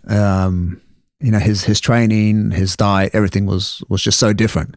Yeah, he was different. But the general consensus was you need to eat to be strong, which is true, right? You do. So whatever you can do to put on strength, doesn't matter if there's fat as well. Just put on strength. Yeah. So you try. And obviously people took that to extreme and were like, hey, let's have 10 pizzas, but you try to keep it as clean as possible. Well, I did anyway. I'm just one of those. Like it would make sense. Yeah, but I'm just one of those guys that if I eat a hamburger now, I'm going to be 5 kilos heavier or fat tomorrow. So, just a typical endomorph, just gain fat and muscle real easy.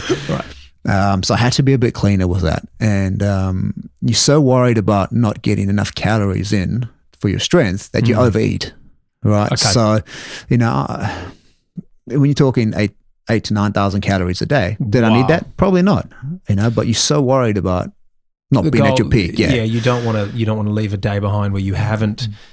The trade off is I'd rather have overeaten than have undereaten. Exactly, and then the end result you put on weight. So if you're one of those lucky guys that your genetics allowed you to burn more calories through the day, you weren't as round, but majority of guys had a big gut on them. You just do what you got to do. And let's also mention that a lot of that gut is, the GH bloat, so the growth hormone, your intestines grow and your gut, swells up and all that sort of thing. So they had huge guts, regardless, even if they had a six-pack on the end of it, you'd had that distended stomach. Yes. You see the bodybuilders too, right? Yes. Beautiful from a back pose, but then the camera comes around the side. Like a turtle shell on their tummy. It's just like it's bulge, so. Yes. But you can suck it in and squeeze it. It's like, you can hide it for a minute. So massive, real roly-poly. And my heaviest was, I was in South Africa at World's Strongest Man. And I saw some photos afterwards. So you were in the World's Strongest Man comp? Yeah, so this first one, sorry, let's go back to what we were talking about. So this was the IFSA World Championships. It was in Korea, South Korea. Yep. And I've turned up, and at the time, probably the greatest strongman to date was competing with IFSA at the time, Zydrunas Savickas. Big Z. He was with that federation. Mariusz was with World's Strongest Man, and Z was there. So I've turned up, and I know who they are. All these sort of Eastern Bloc boys and a couple of the American boys that I met before. So it was nice to know some people at least. But they I guess the shortest guy there, other than me, was like 6'2". All right. Yep. So I'm 5'10", 5'11" at best. Shortest guy there is 6'2", borderline in 7 foot for the tallest boys, and up to 200 kilos in body weight. It really is a freak show in a sense, isn't it? Yeah. Because it's kind of like basketball. You got to be something real special skill wise if you aren't 6'5" plus. Exactly. It just is just the name. It's just the nature of the game. If you need to lift heavy shit, if you're a bigger human than the other people, you've got more of a chance, right? Yeah. And I guess the annoying thing is people always go, "Oh, you're short, so you should be good at lifting." I'm like, right. Oh, hold on, buddy. It's mechanics. So deadlift is a perfect example. People go, "Oh, you're short. You don't have to lift it as far." I'm like, well, hold on. Mechanically, when you see me lift, my arms are short too. So I'm grinding that bar up my shins, up my thighs, and literally squashing my nuts. I have to pull it over my nutsack to get a lockout, right? Right. It doesn't go. So, Right. it's painful. And then you see these guys that are maybe 6'4" with arms like an ape. And hanging in front of them and a bit it's further. by their knees when they've locked out, so they only have to pull from their feet to their knees. Oh, I see what you mean, that ape index and, and the arms. So when you look at mechanically with your, with the back, when you're at the angle to start, they're a lot more upright because of their long arms. Yes. So mechanically they're better to deadlift. And then when you go across to a squat, then it all comes down to the same sort of thing. Your femurs, the length of your femurs, your back, your spine. It's all mechanical. So there's a lot. There's a lot more that goes into it. I guess there would be a physically optimal human makeup that would be for strongman, but it sounds like it would be so much more specific than you're short, so you're good at deadlift, or you're tall, so you're good at squatting, whatever it is. It's far more specific. How long are your arms? What's the density of your calf muscles? And and of course, being short and always getting teased that I was the world's strongest hobbit or whatever it was. But it's funny, if you ever watch the Fox Sports or ESPN, the commentators, that's what they're calling me. The world's strongest hobbit. Yeah. The stone run, we lift the stones up onto the platforms. Yeah. Like the first platform, I can literally walk underneath it.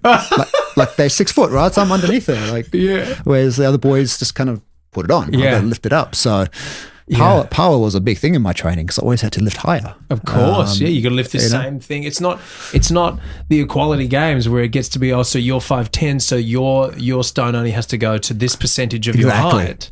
Exactly. That would be interesting. It would be. If it was like fighting, where it was how strong are you by your weight. Yeah, but then that's a different thing. Yeah, and even now they have like 105, so under 105, world's strongest man. And I'm like, man, how can you be the world's strongest man? That's right. One title. It's the world's strongest man. This is it. We want to see freaks. Exactly. We want to see a huge hulking man lifting heavy stuff. Yeah. But I'll show you some photos at some point.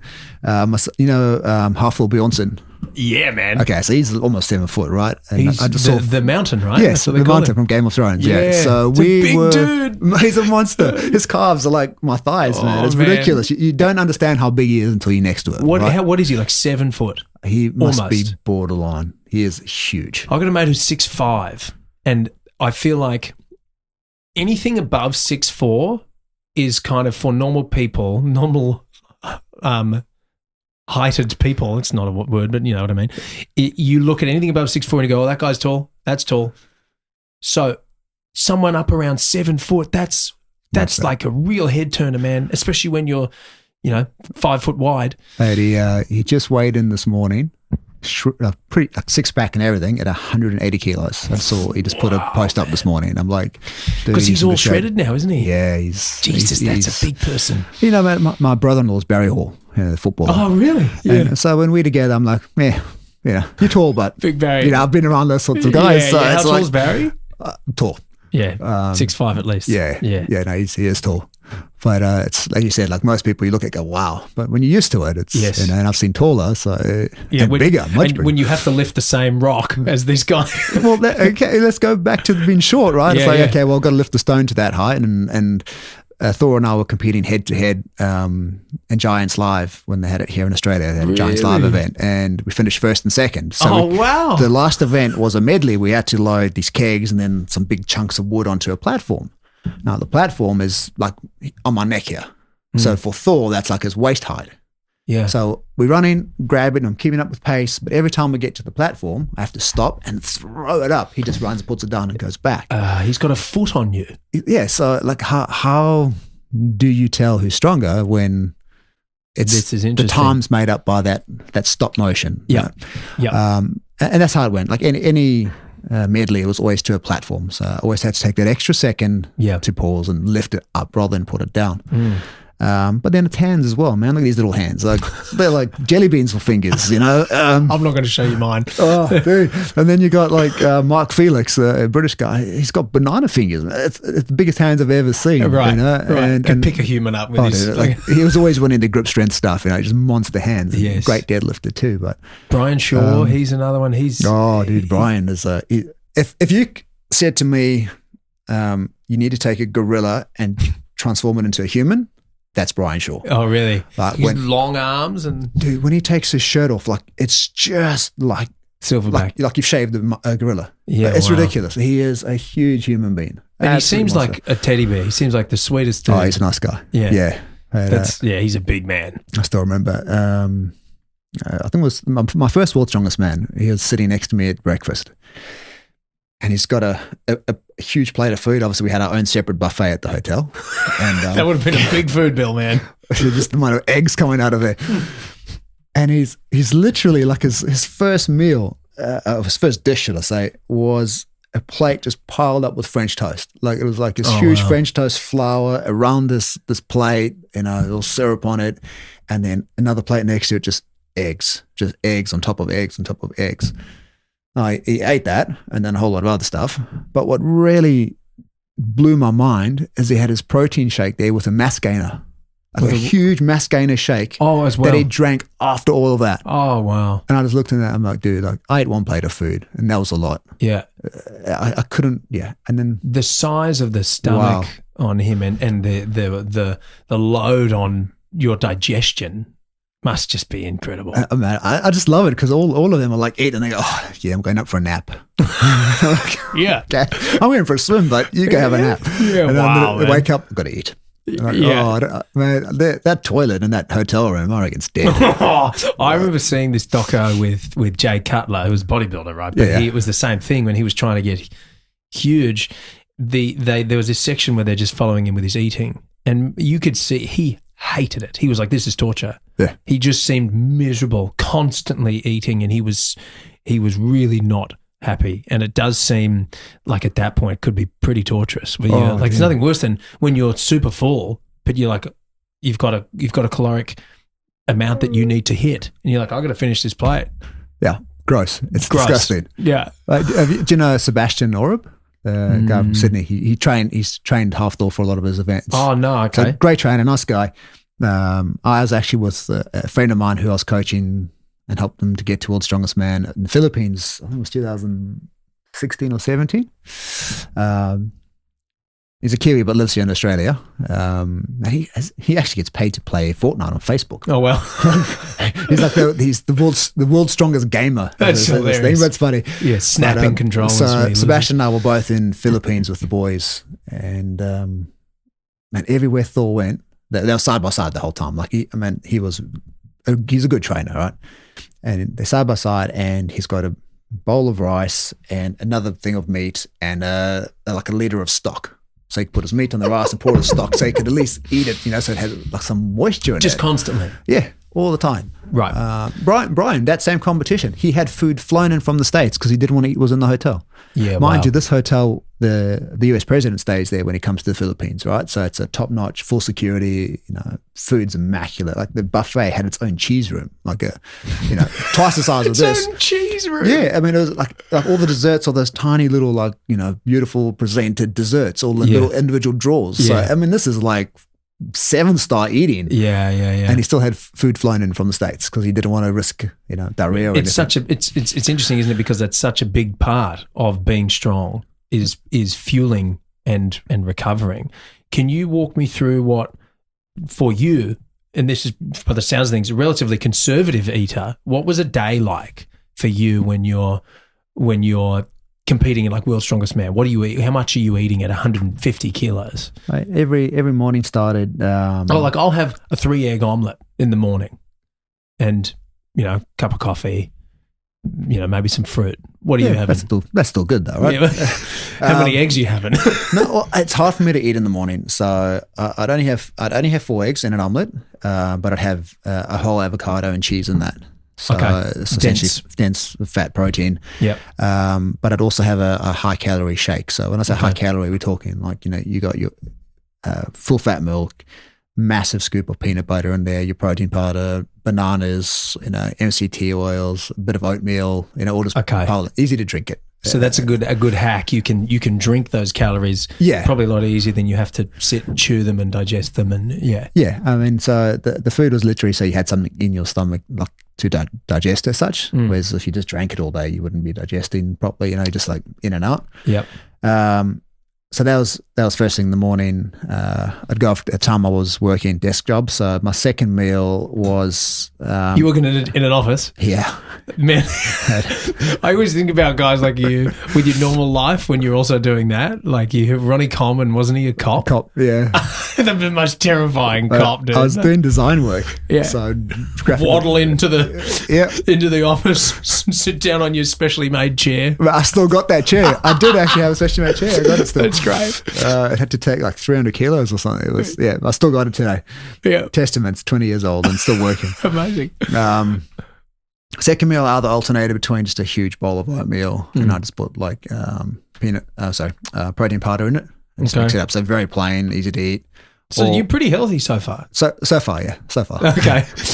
or if I was really feeling like I wanted more, again, we're talking like, mixing bowls, not bowls. Mixing bowl sizes. These are like cake bowls. Yeah. So it'd be like a bowl of oatmeal, and then I'd put a can of like mixed fruit or cherries or something into it, and then usually half a tub of like family tubs of yogurt, half a tub of that into it. So fruit, oatmeal, mix that up. So it's a hefty serve of oatmeal and everything, and that's my sort of morning tea. Okay. So that's pre-lunch. Yeah. Yep. That's your 10 o'clock sort of meal too. Yeah. Lunchtime was always whatever I had the night before. So generally, fish, some sort of meat, a lot of red meat at the time.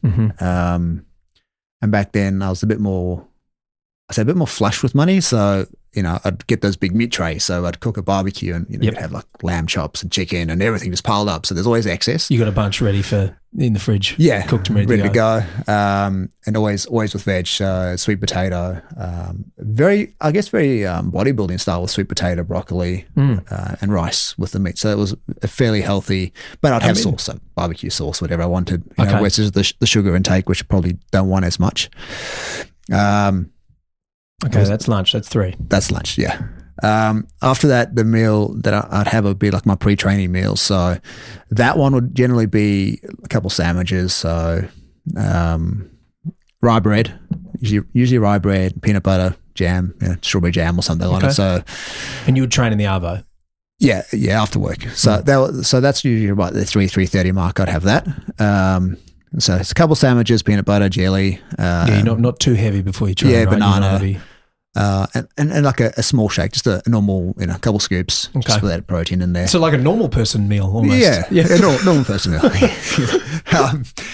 I hated training with food in my stomach. Especially when you're doing like a heavy squat or deadlift, and then you've got the belt strapped around you. You want to spew it up every time you do a rep. Exactly. So, feeling light. I didn't. A lot of people have the pre-workouts and all that. I try to stay away from that. If I felt like I needed something, I'd just do something as simple as a Red Bull, a Monster, something like that. I'd mix a little bit of the beta-alanine in it, just the pure powder, but I'd sort of mix a can with a liter of water. Okay. And I'd be drinking that over like the first half hour of training. So half hour before and half hour of training. So it was in my system, but it was watered down. So it would just sort of get me through the session without being a big hit. Yeah, so you really didn't lean on those. Yeah. Just because you have that drop off and you're training, 2-3 hours. So you don't want to have that spike and then just collapse. Right. And I always just had something in my bag, whether it's a protein bar or a a Snickers or a Mars, just something for a bit of extra sugar if I ever did feel like I was crashing. Didn't eat a lot of that during training. It was always there. Okay. Training usually started around 5:30. I'd be home by 8:30. Okay, so it's a long session. Yeah, and it's not go, like you got big rest between sets. Right. I have heard this with like the difference between if you're trying to build strength, you need to let your strength reset each exercise, right? You don't want to be busting your cardio because you're just going to not be working your strength. Is that right? You don't want injury, and you need to be at max. You need to be recovered to the max for every set. So it's like a lazy break, but then full red line when you're doing your reps. So right? like as a bodybuilder, it's a hypertrophy. You're trying to break down that muscle. You're going until you fatigue, and you're trying to force out those reps. Yeah, not like that. It's kind of working in that ATP cycle, right? So where it's that quick movement. Yep. Explosive. And how many? What's your rep range? It's very low. So if I was doing like trying specifically to train for a new weight, I'd be keeping at like 5 reps. Okay. But not but that's where I'd stay. So I might just do like say 100 kilos for 5 reps, Yep. and I'll do a couple sets of that. So maybe 3 to 5 sets of that. With like 5 or 6 minutes break in between. Yeah, so that every time I came back, and like if you think about a deadlift, you can quite easily knock out 3 reps in 10 seconds, no problem. Sure. So if you push in that 5, it's kind of borderlining, into that, not hypertrophy, but you're going over the ATP cycle, but you're still managing to recover. Yeah. Right? Wow, it's a completely different way to train, isn't it? Do you find that do your muscles just must grow in a different way, right? Because you're not trying to make them big like you are with hypertrophy, but they have to be getting bigger because you're getting stronger. Yeah, I'm not a sports scientist, so I'm sure there's people out there that will correct me. But you think about it, when you're lifting that weight, I'm sure there's a lot of damage going on, right? Oh, yeah. Regardless of how many reps you're doing. Yeah, well, you're sore the next day, right? Yeah, you're just not building that lactic acid in there. Okay. Right? So obviously if you're doing that hypertrophy, you're breaking it down, that lactic's building up, you're going to feel that, that soreness from the buildup of the acid. Yeah. And get it flushed out after. But the soreness that I generally feel would just be from fatigue, from breaking yourself. Your body just aches. Like a deeper pain. Yeah, it's not that like, oh, don't touch me here, don't touch me there. It's just like, oh my God, I'm dead. I've been beaten up, Yeah. Okay. Yeah, I mean, I'll go through it. Like my big thing during my training, now we're going back, a decade now, but when I last competed. So it's been a while. But my big thing through my career was power. I mentioned before, I've got to have that power to lift objects to a higher platform. And the fundamental exercise that I went to was the front squat. Okay. Now, I just sat down and thought, okay, logically, what do I need to do? How am I going to get better? Went through the process of every event that you do. Now you've got the log, the axle, the stones, you run in with kegs, you deadlift. Everything that you do in strongman is to the front of the body. Shit in front of you, yeah. So why am I going to spend my time doing a back squat? Right? Yeah, it just didn't make sense to me. So I started working really hard on the front squat. Do you do any sandbag training? Yeah, sandbags, stones, natural stones, whatever you can get your hand on. Yeah, but front squat. You got to be careful with stones and bags for bicep tests. There's a lot of technique in it as well. But front squats was my thing. At the time, I had an unofficial world record of 800 pounds, 363 kilos on the front. Oh my God. And my training was so intense. Mondays was my big day. So I had weekend, I recovered. I did my strongman events on the weekend as well.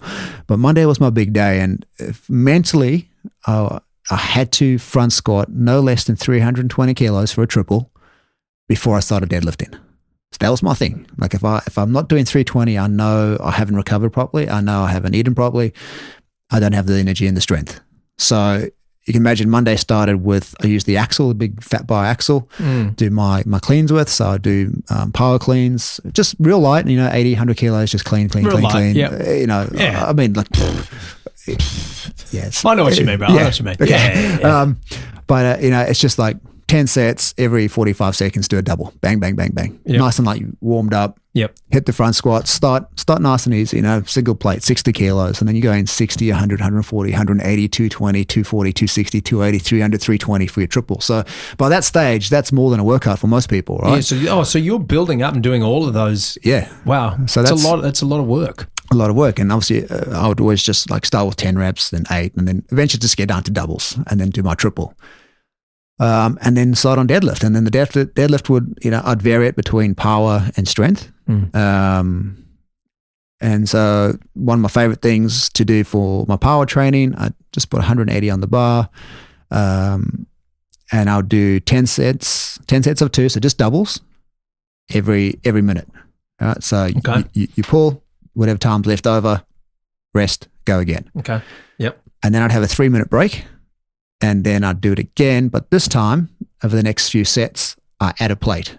Okay. So you started, so you're only still getting the minute, almost right? A pyramid kind of thing. Exactly. Yeah. So you're going 180, 220, 260, up until whatever it was, 360, 380, whatever for your training. As far as you could go before you just fatigued with that rest. And that rest goes really quick when you put in your plates on yourself.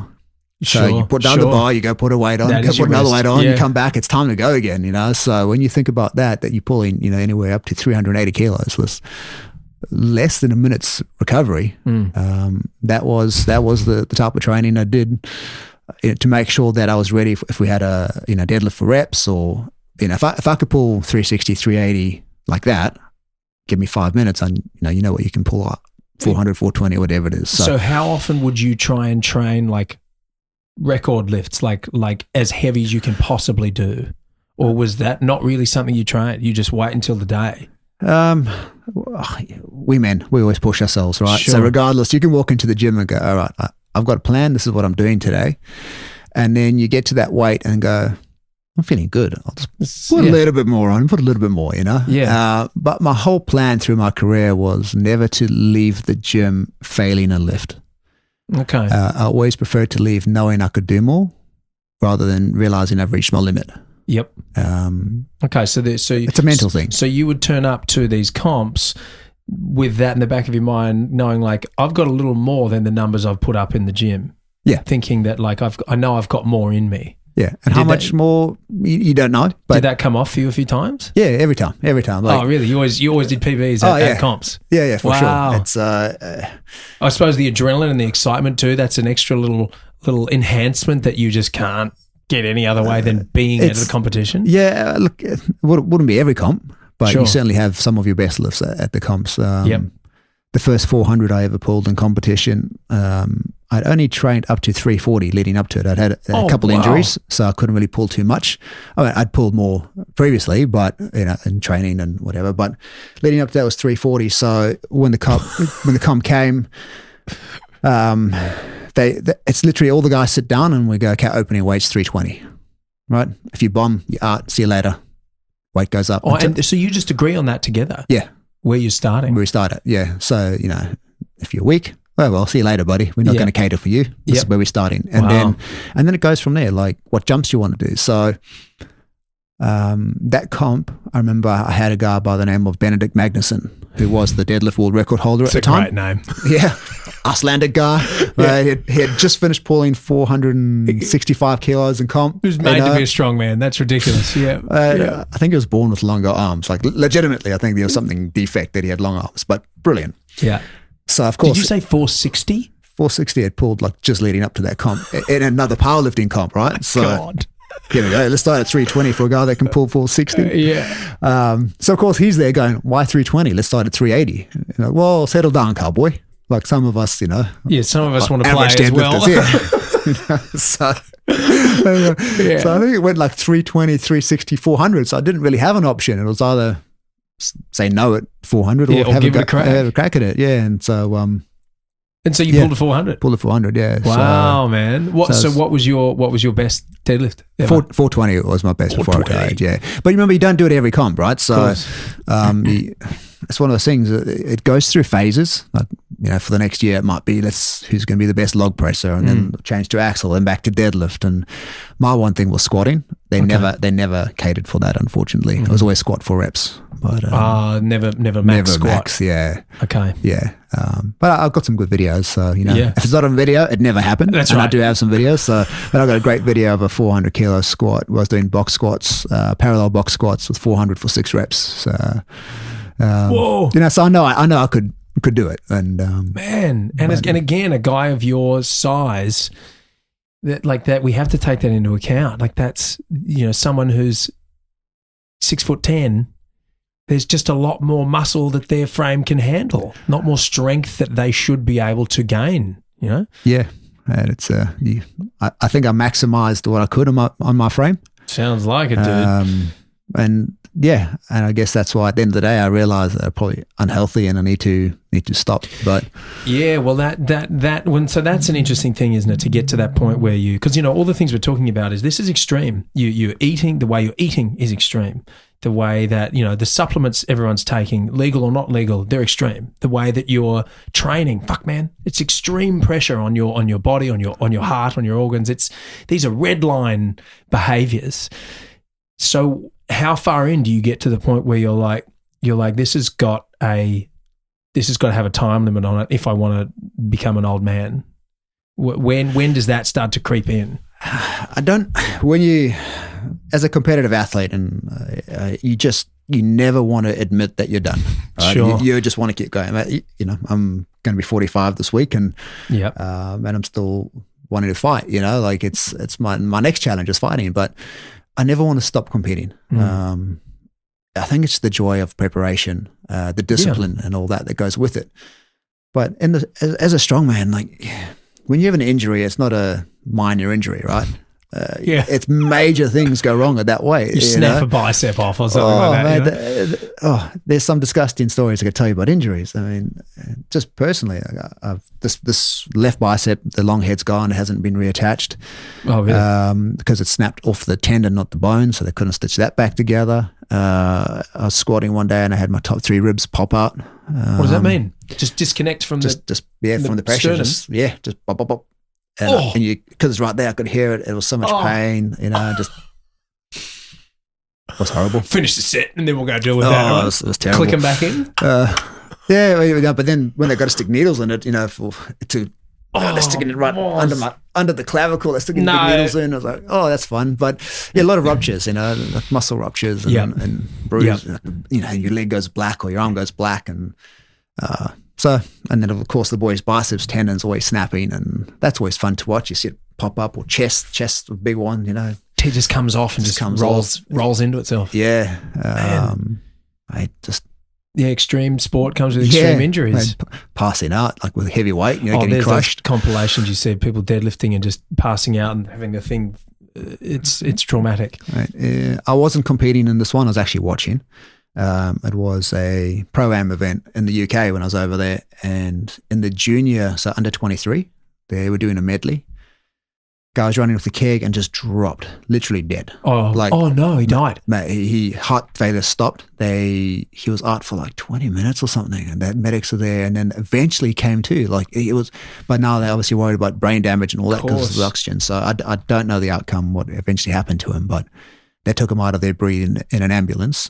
And then that same competition in the Pro-Am one, a guy was doing the big log that they press overhead. And he's gone and he's pressed it above his head, but the weight was too much and his ankle snapped, ended up getting a compound fracture of the ankle. So it's just shot through, bone sticking out, and he's just crushed like a Coke can with a 180 kilo log on top of him. So he's broken ribs and got a compound fracture of the ankle all in one go. It was disgusting to watch. No. But that's horrific, man. And that kind of thing puts into perspective just how heavy these things are, because you see guys do it a lot. If you're not into this kind of thing, you might see a highlight reel and you see a guy achieve a really big lift, and it's like, wow, that's cool, but you take it for granted, especially if you haven't tried to lift really heavy things, especially overhead. But then you see guys fail and you're like, you kind of don't understand. But then when you see the body can't handle that, it's snapped, and now he's compressing himself and squashing. You realize this is some real stuff. This is some big weight. Yeah. Well, what are those that log press? What's the kind of the weights that you're pressing when you're getting up to the strongest man situation? Again, mate, it's come such a long way. Back in my day, if you borderline in at 190, 205 was heavy. What is it now? The record back then was still set by Zydrunas. Okay. It was 220. I believe it's like 225 now. Not much more. 220 kilos. But you got to think about it. It's a 13-inch steel log that you got to roll up your belly first of all. So it's like a huge bicep curl, right? Using your back and your glutes. Yes. But you still got to essentially and that arch at the back. And then pressing it off your chest in an uncomfortable position, right? You can't breathe. It's it's in your face. Yeah.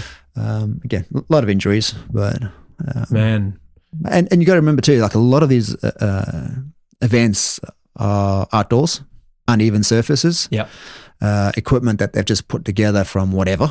It's not balanced and perfect. Let's try this thing. Well, when they have that stone, that's it's like almost heart shape. The Husfeldt stone or something like that. They have the Africa stone as well, which is shaped like Africa. It's trying to pick that up. My little arm is trying to wrap around it. It doesn't work.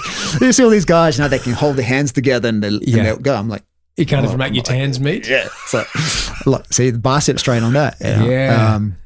I was just thinking, World's Strongest Man, 2014, doing the squat event.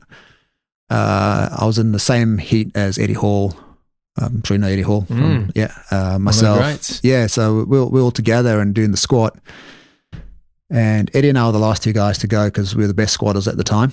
And the guy that went before us ended up rupturing his quad completely off, like his whole quad gone, because the implement was on an angle, like it was on a slope, so more weight was on one leg when squatting. No.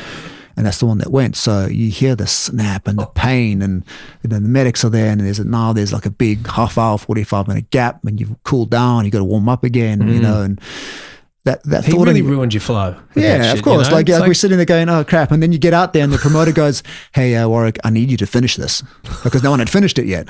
And I'm like, okay, so you go. Thanks, man. Yeah, like it looks good for TV. Finish it. Yeah. So I'm working on it, bro. All right. So luckily, I finished it. Eddie finished it, but we're the only two that did that. So wow. But just that thought in your head it's daunting. You got to just get it out. Man, Don't so think about it. You were up there with Eddie. And Thor and these big guns, man. Eddie, I don't think he was happy with me in China 2013.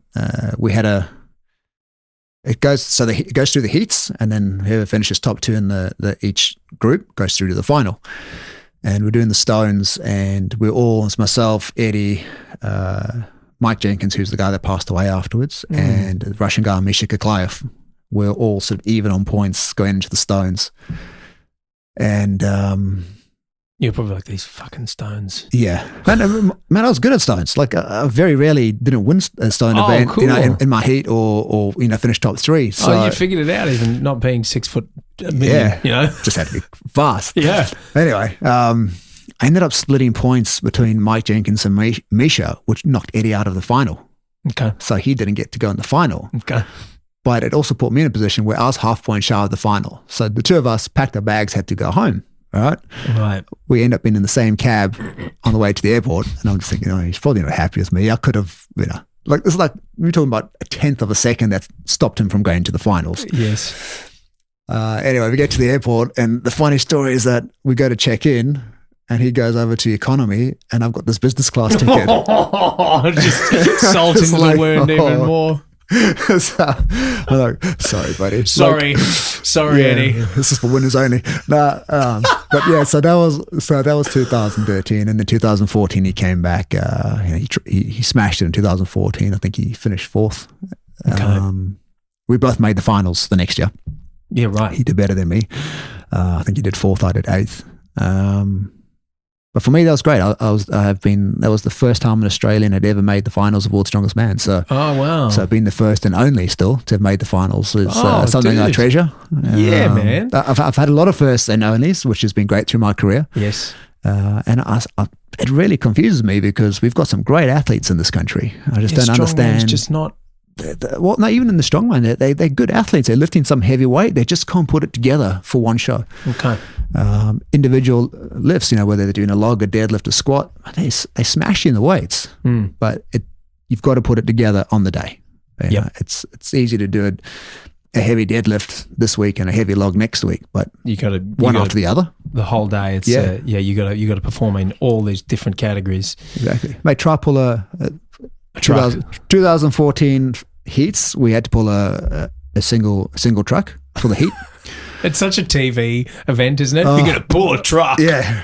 But no, for the final, they add a truck. So we've got 2 trucks. But hold on, we don't have enough space in the car park. So the first truck's going to hang outside on the road, which has a little ramp to go up to get onto the level. So let's pull the second truck up a hill. That's how we start that. We kill ourselves. All right, boys, you've got an hour's break, and then we're coming back for squat 4 reps.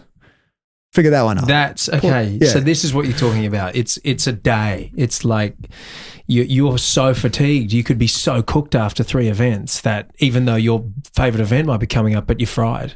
Yeah, exactly. So just take your car, push your car. It's one day? The World's Strongest Man, the heats are done over 3 days. Okay. So you have 2 or 3 events a day, depending on which group you're in. It'd be nice to be on the first day, wouldn't it? Yeah. Yeah. So you do let's just say first day, you might do a medley and I don't know, an axle press on the first day, and the second day you come back and you'll do a truck pull and a deadlift, and then the last day you'll do stones. Stones is always the decider for the heats, and then you have a day's to rest, and then you have 2 days of final. 2 days of final. Okay, yeah. So that's a big week. So it's 5 days of lifting, and you know how DOMS works, right? So you after the first heavy day, Yep. You start Just as the final start, you're really tired. hurting. So that's the thing. You go flat out at the start. Try to get enough points so that when you get to the stones, you don't really have to do it. You can cruise into it. But if you're fighting for those minor points, you battle out for the whole time, and then you get your recovery, and then go to the final. What event would you say, for you at least, was the most labour intensive, the most grueling event? Farmer's Walk. Farmer's Walk. Yeah, and only because of my hands. I had to work so hard at trying to wrap your hands around that bar. Yeah, if you've got big, long hands, then you would think that would make it so much easier. Definitely, yeah. So that's the one that always got me, and but that is rough, isn't it? You just and that wobbly thing where it's.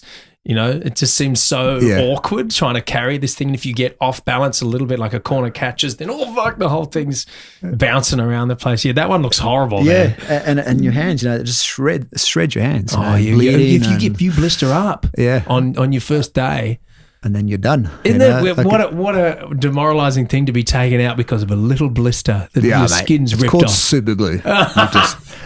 Kid, mate, you lift up the skin, you dry it out, super glue, put the skin back down, you're good to go. Away you go. That's fun. I've actually super glued the tips of my fingers from playing guitar. I had like 4 or 5 gigs in a row, and I hadn't done that many. And then same thing, the calluses weren't there because they callus up really well, and they just weren't there. And I was like, I can't get through this gig, so super glued on top. Works, right? It works. I don't know how good it is to get super glue in your bloodstream, but we'll deal with that later. Maybe there's worse things that we put on ourselves. So super glue is the least of your worries. Yeah, but it's the world's strongest man. Yeah, but it's amazing like what your body goes through for those 5 days. Yeah. Yes. And you got to remember, as much as it's a big competition and we all want to win, it's a TV show. Yeah, it's about entertainment. So you could go out there and be ready, and you're like, it's time to go. And then wait. Camera 1, move to there. We just want to get a shot of the crowd. You're like, I just want to go, man. So yeah, you got to be ready when you need to be ready. When they call you out, you got to be ready when they need you to be ready. When they need to be ready. Yeah, but, I know all about that. It's a challenge. That's part of the game, and I wonder if there's people who are perhaps not as good at the performance, and they don't understand the TV show element as well, but they may be wonderful athletes who just don't do so well because they're not so good to watch, or they don't understand when they need to turn it on. And then there might be other folks who know they get that this is a TV show. This is entertainment first and foremost. Yeah, you've trained your ass off and eaten 7 million eggs for the last, however many years. But if you don't, last day, if you don't know when you need to turn it on, then it's not going to work. Yeah, but definitely it is a show. So first and foremost, they look at the athletes where it has the biggest draw crowd. So it's US and UK. Mm-hmm. So they always have more athletes. I think they have like 6 from the US, 6 from the UK, and then filter like 1 or 2 from other countries. And they always follow the leaders, right? So if you're leading or doing well in an event, they're going to show you. But definitely having charisma helps. Yep. But it's also the way they want to show it. Like that squad event I told you earlier where my head was bleeding, I tied first place with Zadrunas. He beat me by 1 rep. I tied with another big squatter, powerlifter, Nick Best, on 10 reps. We both got 10. And Zadrunas came out and he needed to beat 10. He didn't want to split 3 ways. So he pushed 1 extra rep, but tweaked his quad doing it. So he ended up having an injury for the rest of the competition to push that 11th rep. So, we had a really big squat group there. The story behind that is I went out first.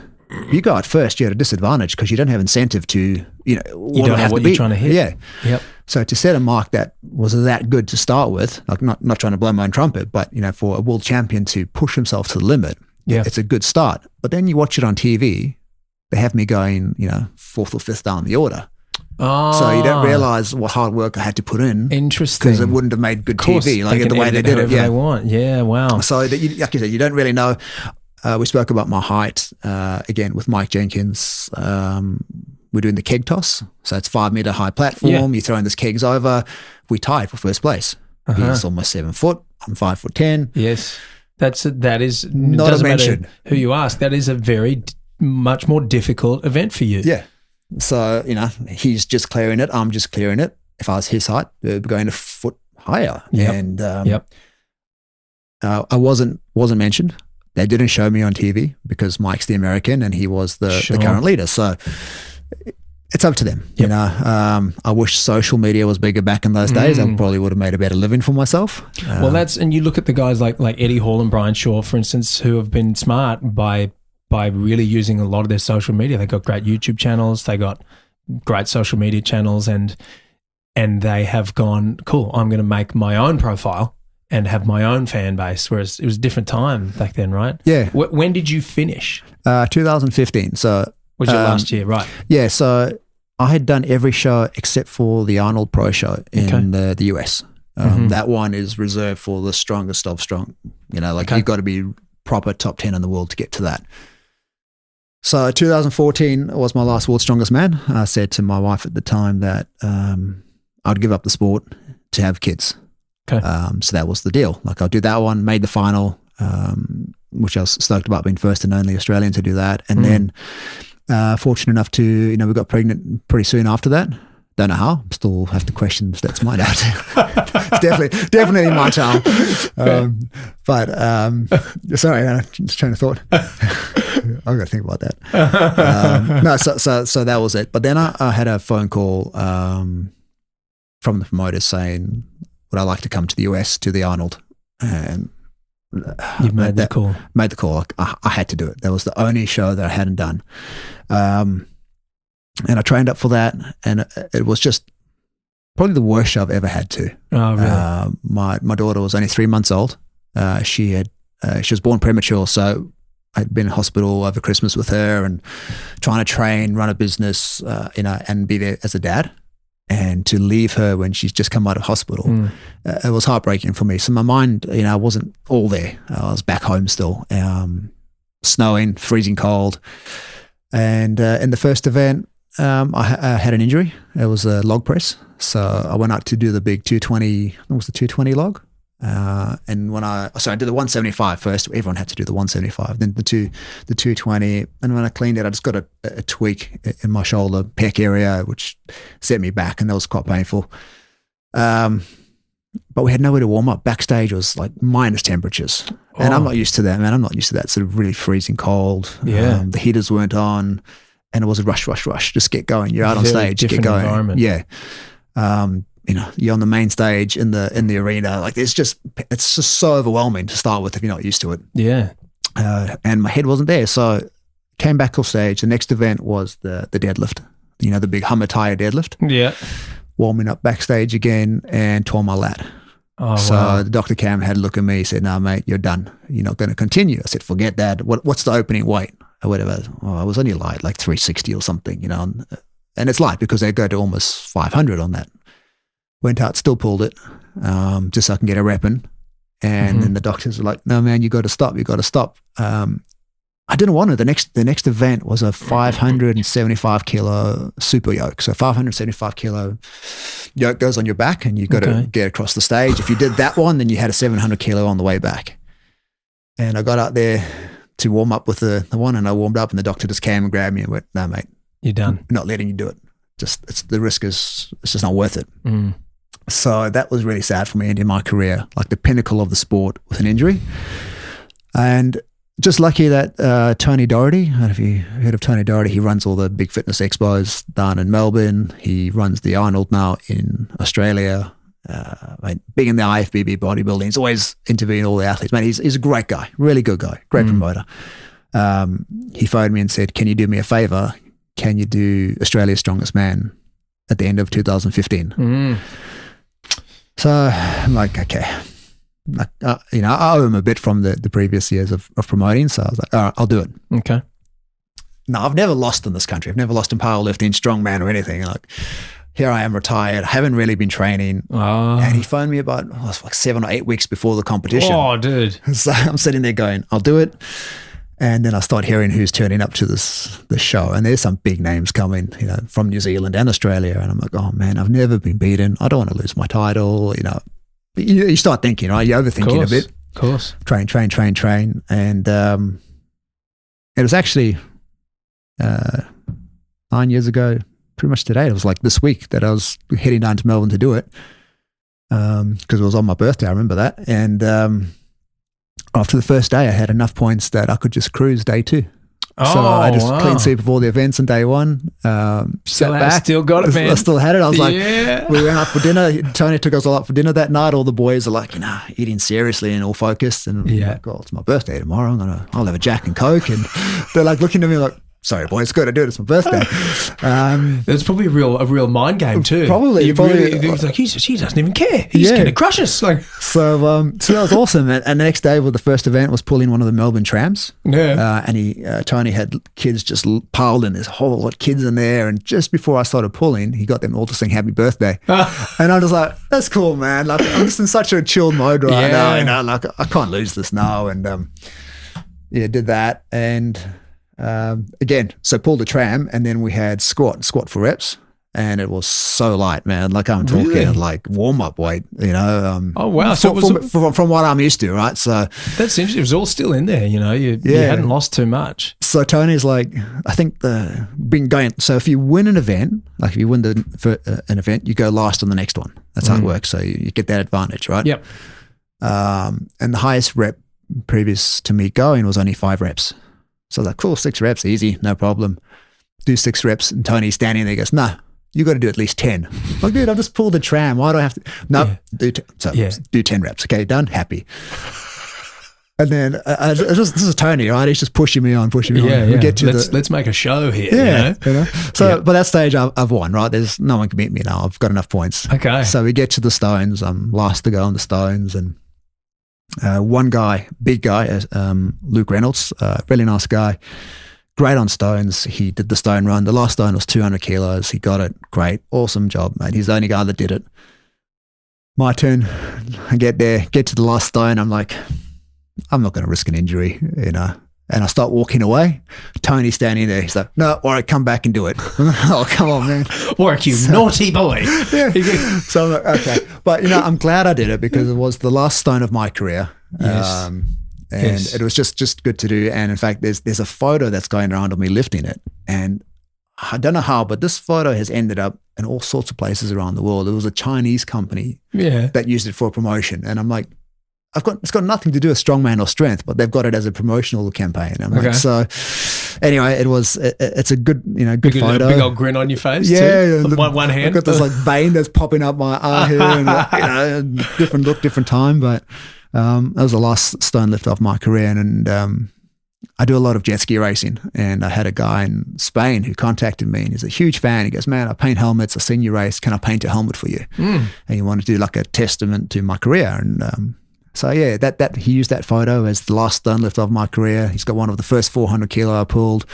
A few different things on there, and then also just asked him if he could do some of my personal life. My love of racing, my daughter, and that. So he put it all together on a helmet. Cool. It's beautiful, and so it all came about quite nice. Yeah, it's really cool to have that memory. That's amazing, dude. It's I feel like that's a cool place to wrap this up, man. You've had a real. That's a journey, dude. This is like the things that you have achieved in something that is exceptionally challenging. Hat off to you, brother. Thank you, man. Appreciate it. Congratulations, man. And thank you for coming and talking to me, man. This has been amazing. But we've been waiting for this. I'm sorry about the time, but dude, it's all good. Me too. Like life. We can do another one. I would ask you a lot of questions as well, we'll do another, man. Finding your backstory was awesome as well, and that's kind of my next line of my career right now. Is I'm getting into the acting side of things and entertainment, cool. and I've done a few bits and pieces here and there, but it's just something I love as well, performing, entertaining. So it was awesome to be here and have a chat to you, man. My pleasure, brother. Thank you. Cheers, boss. Cheers. Appreciate it. See you, my friends.